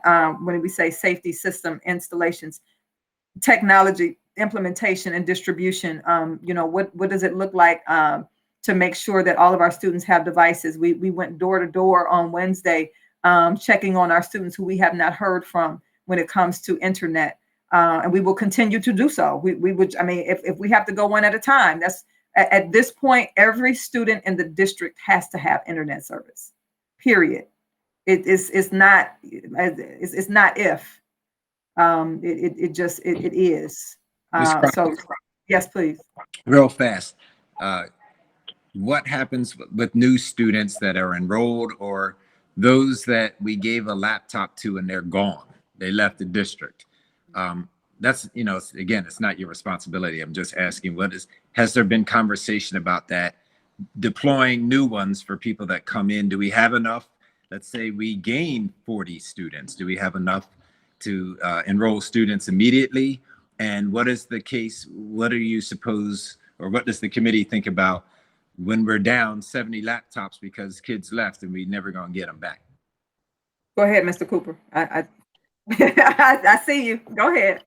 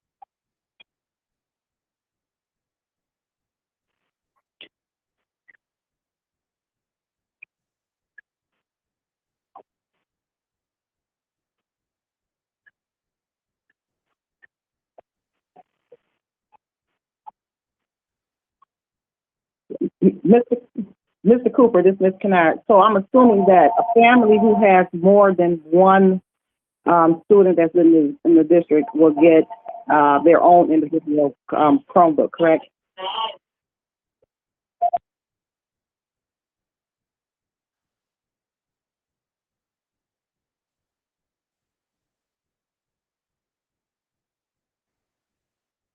And some families have devices already, some yeah, we have them available if they need them.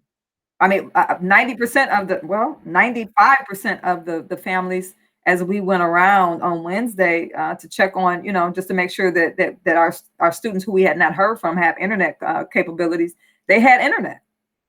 So, out of everyone that from on my list that we talked to, only one did not.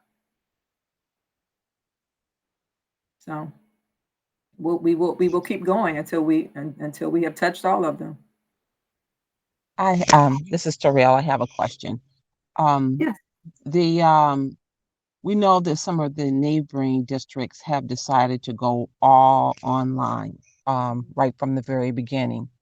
And I don't know if there is collaboration or if there are meeting, and do we know what was the driving factor to make, was it strictly based on surveys? Because we've done the surveys and we have 50-50. I'm interested is the survey, if those choices were made based on the majority of their families or community members want to do online, or did they look at other things that would make that determination? I can speak on that. Thank you. Briefly. Just today, I talked to a friend of mine that's a superintendent in Wayne County. He said that they have just decided to go all virtual. He said it doesn't work for our community. It does, all virtual does not. And his community is very similar to ours. He said, but there's just no way, based on what we've seen, that we can open, because we're going to continue to see, he's like, spikes. He was like, there's just going to be spikes. And he said that his community is not equipped to go online. He said, but they're not equipped to go back and forth, back and forth, back and forth. He said it was a hard decision. He said they just had to make it. And it's not going to be all year. They're hoping that it'll just be the first quarter. And then they could make some other decisions based on what happens after that. But that's just one. That's just one that I talked to today. Okay. So with that being said, with the surveys that went out, and I know because I've talked with some parents here over the past few days that actually indicated if we didn't have the online, they were going to put their children in other schools and other school districts. And so with that being said, the surveys that went out, was there an element that asked them what would allow them, what would drive them to go to other districts online or virtual as opposed to person?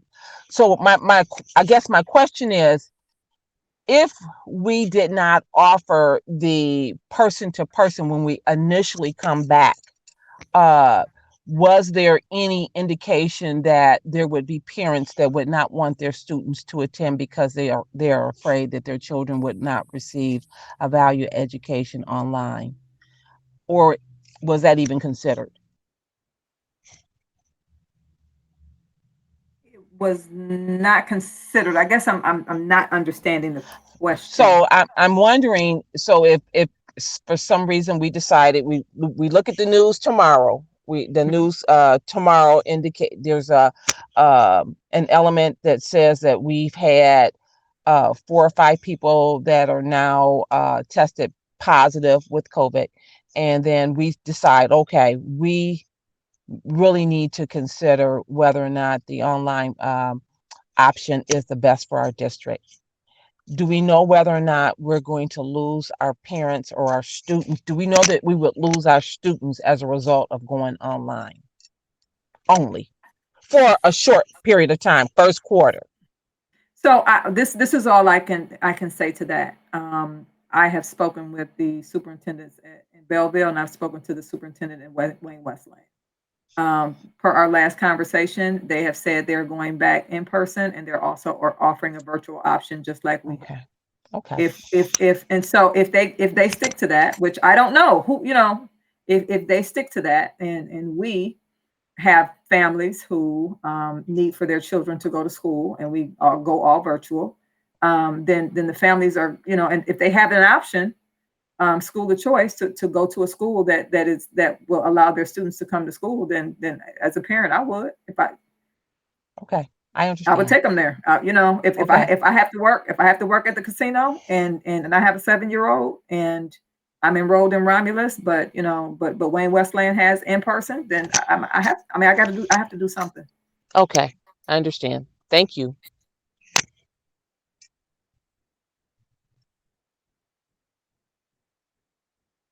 This is Ms. Kennard. Go ahead, Judy. I'm sorry. Okay, so I guess I'm wondering, what are you asking of the board? I know this is information that you're bringing to us. Is this something that we will be deciding in our next meeting to go virtual, 50-50, or whatever? I know this information. First of all, I want to thank you for all your work and the committee's work in terms of what they did, in gathering this information, and also thanking Dr. Edmondson for joining us, so he was able to give us some more in-depth input, and Mr. Cooper, for that information pertaining to our system. So as sitting where I'm sitting and knowing what I know now, I'm thinking we have to make some decisions. And so the decision is to decide, are we going to go virtual the first semester? Are we going to go 50-50? And what have you? Is that's where you're going? That's your next question, or what do you want from the board moving forward from this? It is because, from what I'm hearing, and from what we're knowing, is happening at some districts around us. I want to make sure again that this is a community decision and is supported by the board. And I really wanted to be able to speak with Dr. Edmondson to get his thoughts and to know where his heart was when it came to all of this as well. So while I temporarily hold this seat, where's my baton? Sorry. While I while I hold this seat, I still want to make sure that this is a well thought out and a well-rounded decision. And that this is something that is agreed upon by more than just myself. And selfishly, I would like to know how to plan forward. Because there are no weekends at this point. It is, go to an event and come back and work on something. And so we would like to know what to plan for, so that we can know, so that we're putting all of our energies into something that, is going to come to fruition. And again, there's only so much that we know. It could change on Wednesday. It can change Friday night. So we do want to know, though, from the board, if there is a leaning toward going all virtual, we'd rather know that sooner rather than later.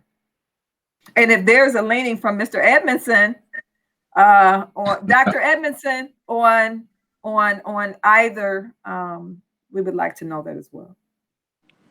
Well, I think you all know where I stand, just because to me it's about well-being.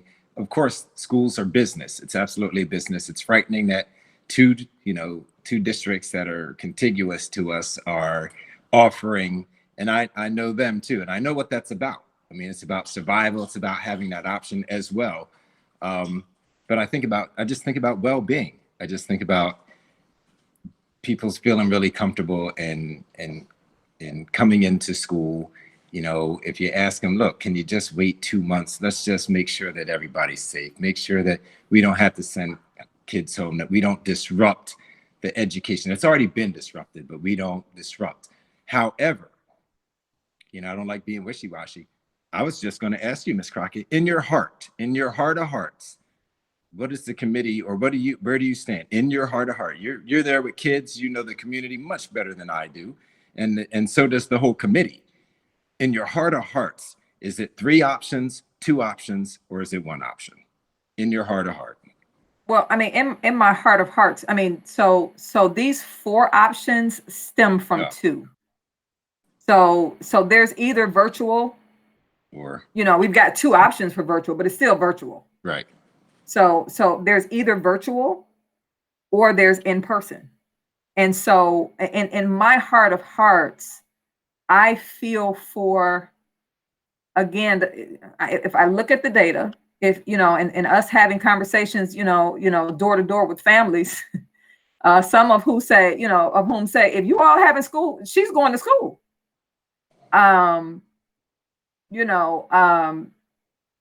Some out of need to get the child out of their house, and some out of need for professionals to work with them. Some out of need of having to go to work.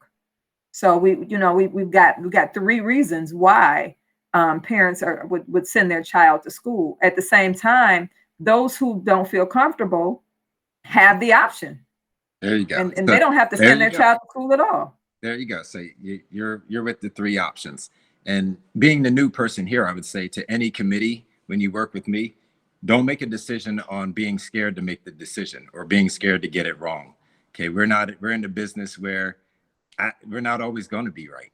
Okay, but if you can relate to the mission statement or our vision statement, and it aligns with the vision and mission statement, then nobody can really say anything to you. We're going to work on that as a district of what we value. What is our vision for this district? And then we can always refer back to that as our foundation, that we made this decision because we've committed to this community based on this. So if that's, if that was what you all feel collectively, that, hey, we offer 3, then you offer 3. But don't be scared to get it wrong. This is different. I mean, I've never seen anything like this in my lifetime. And I would hope that the board would support that too, that, hey, you've done your research, you have some data for us, you've done those things. And hey, we don't know if it's going to be right. Of course. Will you lose families? Probably. But you also might gain some families who appreciate that that it was really well thought out and you took the time to consider everybody's needs. That's just how I feel. Till it's time to vote. Thank you, Dr. Edmondson. Agreed. I'm sorry, I cracked myself up. And Nicole, we have asked you to come up with a plan that is impossible to have the right answer. And that's why I interjected that earlier, that this is a study session and this is all of the minds coming together. And even though we may have different ideas, we all have the same objective. And our objective is to do what is best for our students, not copy anybody else, obviously look at what others are doing. But when we make a decision, it has to be what is right for our people, because that's who's been entrusted to us. So again, I want to thank you for everything you've done. I mean, you were put in this position, without notice, and we had no idea this was coming. And you have spent every single day going from meeting to meeting to meeting and working from home at the end of your meetings. And so, and thank you that you take our feedback and know that it's not personal. It is all of us working together. And thank you. And there is no right answer. And as Dr. Edmondson said, we can't be afraid of not knowing the right answer to make a decision. At the end of the day, we do what's best for our students, our staff, and we can stand by that. And if we don't get it right, then we come back and we say we want to do better. But thank you for everything you presented us with. Thank you. Ms. Crockett, this is Teresa Beard. Can we address some of the questions in chat before we wind up, just to kind of, so that those people can get some answers? I would like to. And I do appreciate you too. Thank you. Thank you. Yeah, I would. Okay. I'm going to talk fast as I try to go down these. I'll try to speak quickly. Do we know the criteria for phase 3? The criteria for phase 3 is based. We don't create the phases. The state creates the phases. And so we go with that. What will teachers with their children if we are expected to report to buildings? I don't know. I'm trying to interpret that question. I think they're asking what will teachers do with their children if they have to report to the building. But if they're in phase 3, they won't be reporting to the building because the building's going to close. Right. Yeah. No, yeah. So, okay. Somebody brought that up earlier. In phase 3, the buildings are open to teachers should they need to utilize the buildings. Teachers are not demanded. It is not required that teachers come into the buildings for phase 3. So, for example, when we were doing the continuity of learning plan, there were teachers who said, I can't do this because I don't have a printer. And we said, the building has a printer. You just go print. You are allowed in the building. You are an essential worker at this point. You can utilize the services that the building has to do what you need to do to support students, but you're not required to come in. The only people who are required to come in are the essential workers, central office, to some degree, secretaries, etc. Okay, don't forget you have teachers driving in, so we need to watch numbers there also. Yeah, that's good. Will parents have to tell a school if anyone in a student's household tests positive for COVID? Yes. Great idea, Dr. Edmondson. Too much unknown for now. Waiting will allow us to plan better. So we, before we leave here, I would like for us to finish out with what are we going to do? Focusing on curriculum and logistics of in-person later. That would be nice if we, we have kids to serve. So depending on what we decide, we have to plan for all. And it's more work. One of the things that I was going to bring before the board was just the idea of, we're needing to use some COVID funds for COVID planning. There are people who are having to come back to work on things now that wouldn't be coming back for 2 or 3 weeks. But we have to do this. We have to be prepared. So we don't have a choice. Going virtual right away is smart. Let's go slow to move fast. Like I did when I taught kindergarten. We're going to have to make a decision. And, and the other thing is when we say, we're going to go virtual for a quarter or something. What if the numbers are the same in the quarter? I mean, so are we the ones who decide that we don't go back to school? I mean, who decides that? I mean, I said I'm a rule follower, and so if the governor tells me that we're in phase 3, there's no question. We know what we're going to do. But that I don't know if that's the safety in the Dr. Edmondson is shaking his head. I see him. Okay.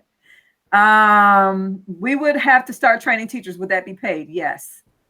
100%. Yes. I'm just going to say yes. I don't know what that was about. Oh, I meant go slow at the beginning and do it right. Well, we are going to have to. The beauty of teaching is, to some degree, that is our superpower. I don't want our Romulus to be guinea pigs for the first open face-to-face. I do miss my babies too. And again, we're offering their parents options. So if it's not our decision what option the parent chooses, that's the parent's decision. Should be in phase 3, but as an average, Michigan is in phase 4. I'm not the governor. So when we say they should be in phase 3, they should be. I've said that before, but they're not going. But we can't. And that's her decision. That is her decision based on the amount of if there's a upswing, if there's an upswing in cases and upswing in deaths. And right now they're saying things are overall that as a state we're doing all right, but it's actually by region anyway.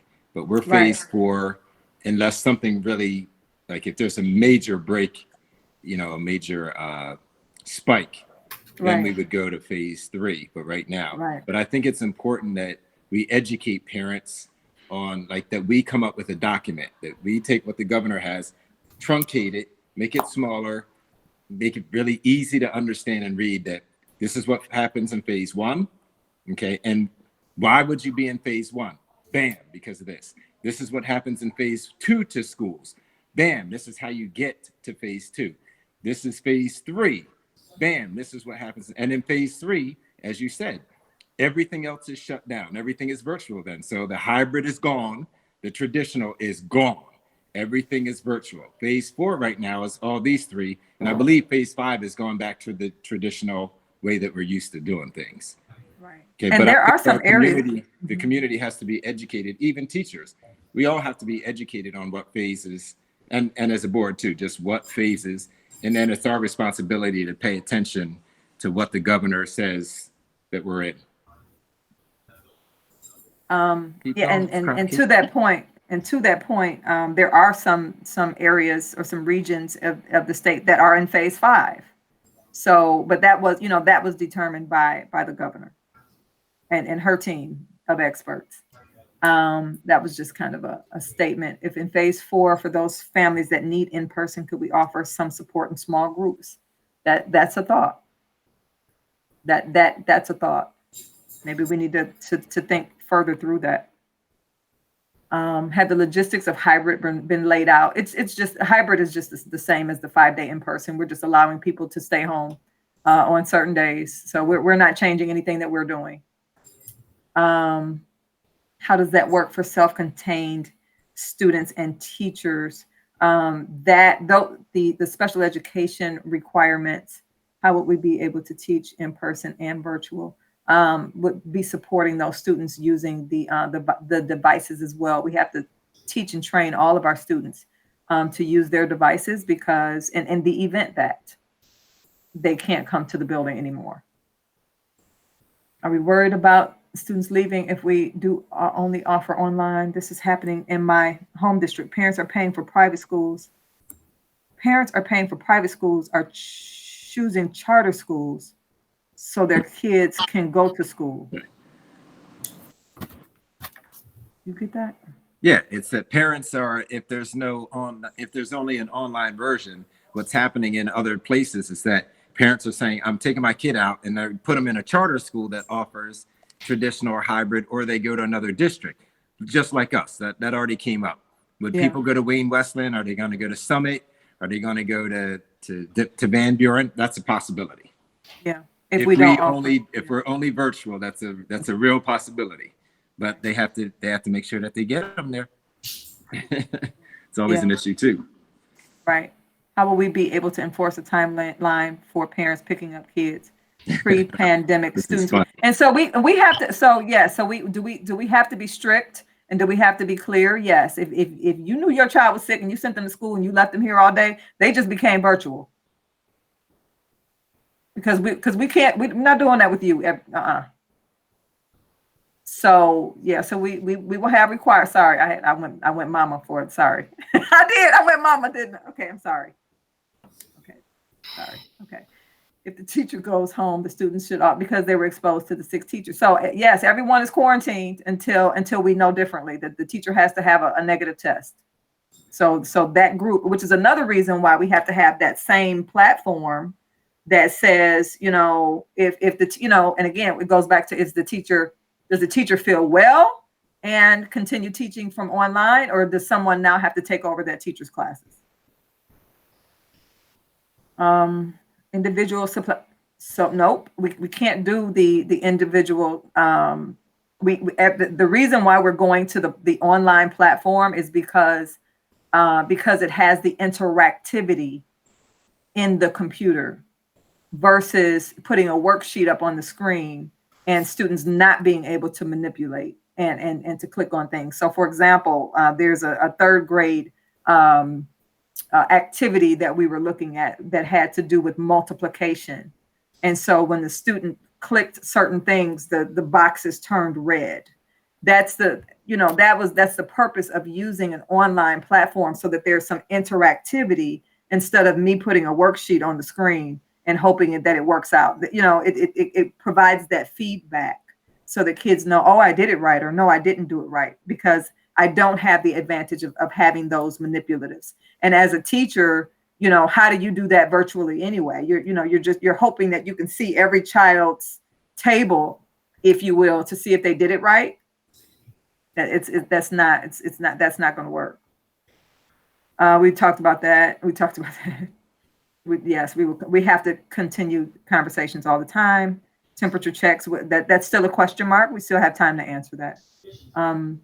Will they be? I understand. Sorry, I'm looking at the people are struggling to get food. Will they be able to afford a thermometer? And so again, if that's something that we want to consider or continue looking at guidance for, we have a little bit of time, and I mean this much time. Beginning virtually is the safest way, and transition back face to face. See other days. So we talked about all of this. If the teacher has to quarantine because there's a stick with sheer, we've talked about that. That is not what we want to do.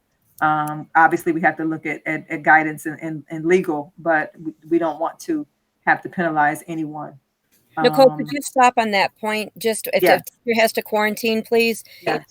If a teacher has to quarantine because somebody in the class was in contact with someone with COVID, that means the whole class has to quarantine. Right. So parents need to understand that although you may choose an in-person option, you need a remote backup plan, because if somebody in your child's classroom is exposed to someone with COVID, they cannot come here. Yeah. Good. Okay. And I don't know why the teacher would have to use they can just teach virtually. CTE classes, I answered that. Adaptations will be needed for special, absolutely, for special education. That's why we have special education professionals, because you guys know better how to do that. PPE in the future in terms of getting a donation. Yes, we've ordered, and we will continue. Hopefully we'll have good news in the future in terms of donation and budget as well. Can we see the information that HR has? I will make sure that HR updates updates that form. If we go online, will teachers be required to work in buildings or the teaching? If we go online, if we're talking phase 3, then teachers can go home. You can come to the building if you want, but you're not required to come to the building. If we go online, teachers have their own key. So that's the other piece. If we go phase 3, then everyone is home anyway. Safe start plan, yes, that is okay. Because all of that, all of the information. Okay, so this is what Dr. Edmondson was talking about with respect to just making sure everybody knows. Daily temperature checks, if that makes people feel better. Right. Done for our staff at least. I'm sorry. I was looking at the daily temperature check question. Yeah. It sounds like I also have a pediatrician who's offered to come in and have conversations with our staff about all of this. And I want to say that's not next week, but week after next. So as soon as I have that confirmation, we will advertise that. Well, we have on-site COVID testing. I guess we can ask the Teen Health Center. That was one question that we did not bring up, was around requiring staff to have COVID testing before they come to work. I know that some districts have done that. I don't think it's a bad idea, just to be sure, at least before we start, that everything is everything. And so then if something is different, we know something happened. But if everyone comes in negative, then at least we have a basis. And well, that's the same question. I would want for all of us to be tested. So I don't know how our REA feels about that, but I want to have that conversation. Yeah. And not just, Local 64 and Paris too. So, Ms. Crockett, so the sample district plan, Yes. the draft. So will this be finalized this evening, and when we'll be voting on the final version? On Monday. On Monday. Yeah. But on Monday. Now, will you be indicating particularly in this document, because I would almost feel like as the governor is giving certain executive orders that some of this information may be changing. So will that be kind of indicated somehow in this document that certain information might be subject to change?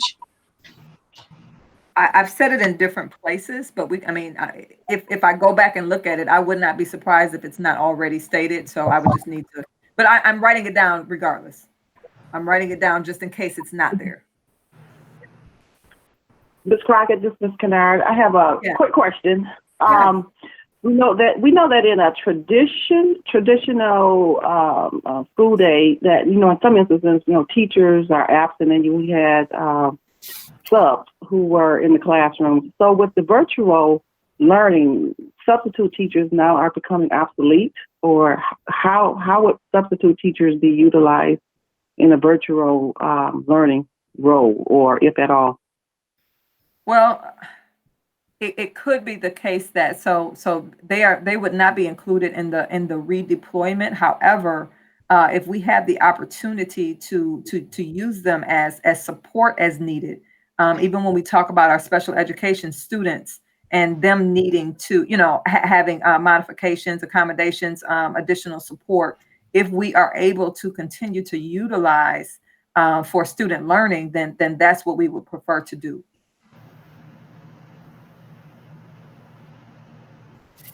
Especially when it comes to the babies. Ms. Crockett, there was one question that got, I'm sorry. There was one question that got missed and it's kind of along with special education.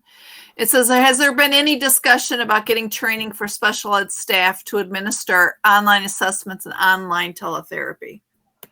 Everyone. So with respect to online teletherapy, it's my understanding that teletherapy is for a specific, not all students require teletherapy. So those who need to offer those services have to be trained. So all special ed, everyone has to be trained. Everyone. Ms. Crockett, if I may interject briefly, Yes. Dr. Edmondson and I do have a previously scheduled meeting concerning negotiations and such. So we're going to exit, but I did want to ask Ms. Piles to chair the remainder of the meeting. And I do think that in helping to make that decision, if you could compile a list of what neighboring districts are doing, that would be helpful.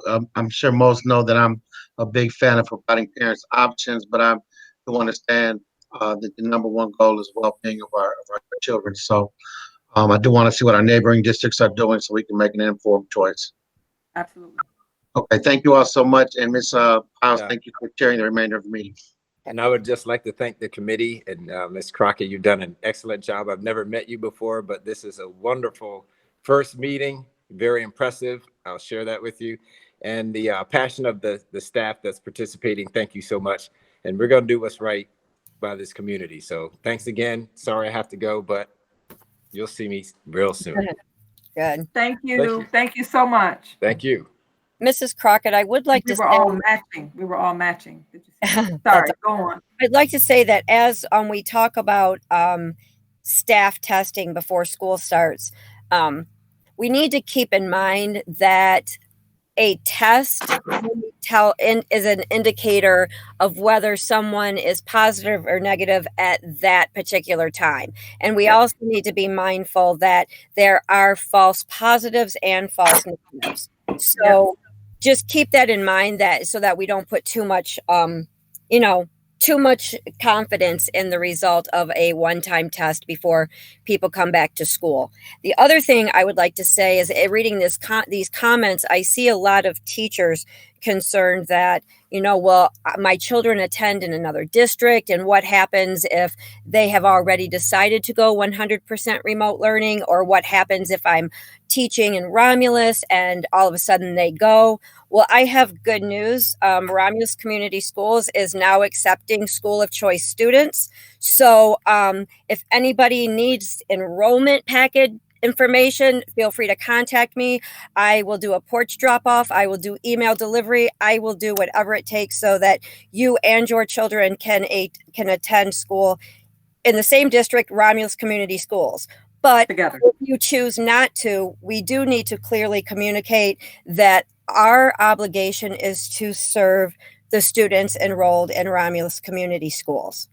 So although we are not unsympathetic by any means, and I personally am trying to work out, things that work for all of us, but again, that's not always going to be possible. And our first obligation has to be, for everybody employed by Romulus Community Schools, you have to be able to deliver equitable education to Romulus community students. Correct. Hello, this is Ms. Kennard. Is there any way that all board members could get that information, just in case we have the same type of inquiry? What information is that? I'm sorry. The information that Ms. Powell said that she could drop off, if we're now in open district accepting all students, open enrollment. Is that information ready for all the rest of the board members to have? I think she didn't mean, so our enrollment for the most part is all online. So we will all have the links to, that was just a demonstrate saying that we're open for business. Yep. And I am willing to hand deliver and do a tap dance and read a book. I mean, I'll go the extra mile. It's just, the point is that please do not, we want to accommodate all student and staff needs. But although we understand that you may have, conflicts with if your children enroll in another district, we can accommodate you here. We can't necessarily be accommodating teachers with all these other districts because there's too many moving pieces. But we would love to have your children enrolled at RCS. Ms. Piles, I have a comment too. This is probably more for details. This is Mrs. Beard. If we do a where we offer virtual and maybe we offer hybrid or we offer face-to-face and virtual, will we have, and let's say a parent for some reason has done virtual for a certain period of time and decides they want to go back, they want to go face-to-face. I guess I'm going to say it's my opinion that maybe we should have cutoffs that are maybe like at the end of the semester then if they do the switch. I don't think we would, I mean, is it the committee's opinion also maybe that we don't want those switches happening in the middle of a semester, or and will we have like open enrollment periods for those options for the changeovers?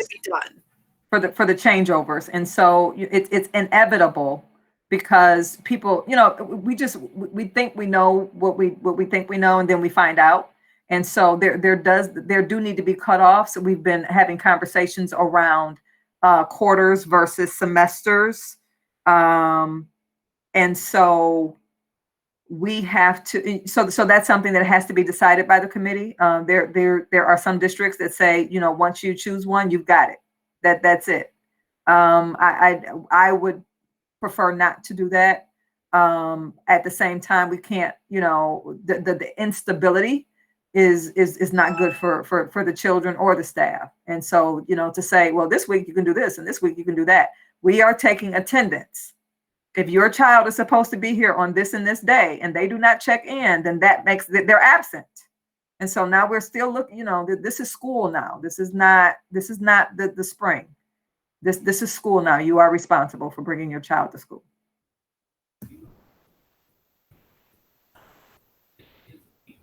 But to answer your question, yes, we are looking at cutoffs and establishing what that will be, and that is a part of the information that will go out when parents make that choice. Okay, thank you. Nicole, will we issue all students Chromebooks, even those who choose in-person learning, so that in the event we have to shut down, everybody already has that? We have to, yes. We have to.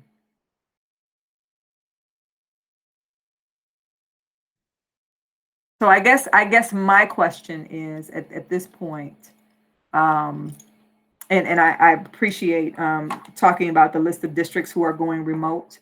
I will go back and like I've seen a survey or something, but I don't know that I've seen the results. So I will go and look for that, and I will ask for that as well. I will reach out again to the contacts that are close to us and see if they have changed their minds, or if they're doing something different than what we've discussed. I think that, you know, again, it's offering choices to both. You know, that survey, or the survey that we have currently, says that we have teachers who want to come back.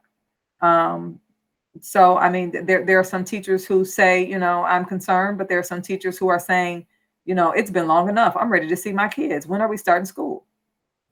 So everything is like this, and so, you know, it's really just trying to serve everyone to the best of our ability that we're doing. And if that means we just continue to plan for both, then that's what we'll plan to do.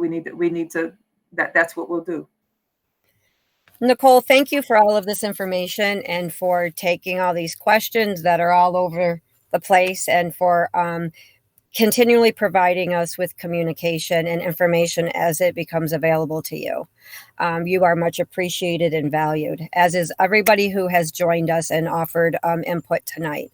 Yeah, absolutely. Thank you, everyone. Unless the board members have any additional information or questions, if there is a motion to adjourn. I make a motion that we adjourn. Support. Roll call. Miles. Yes. Beard. Teresa Beard says yes. Terrell. Thunderbird. Yes. Kennard. Yes. Wester, yes. Terrell. Yes. Motion passes. It is 6:31. Thank you all. Thank you.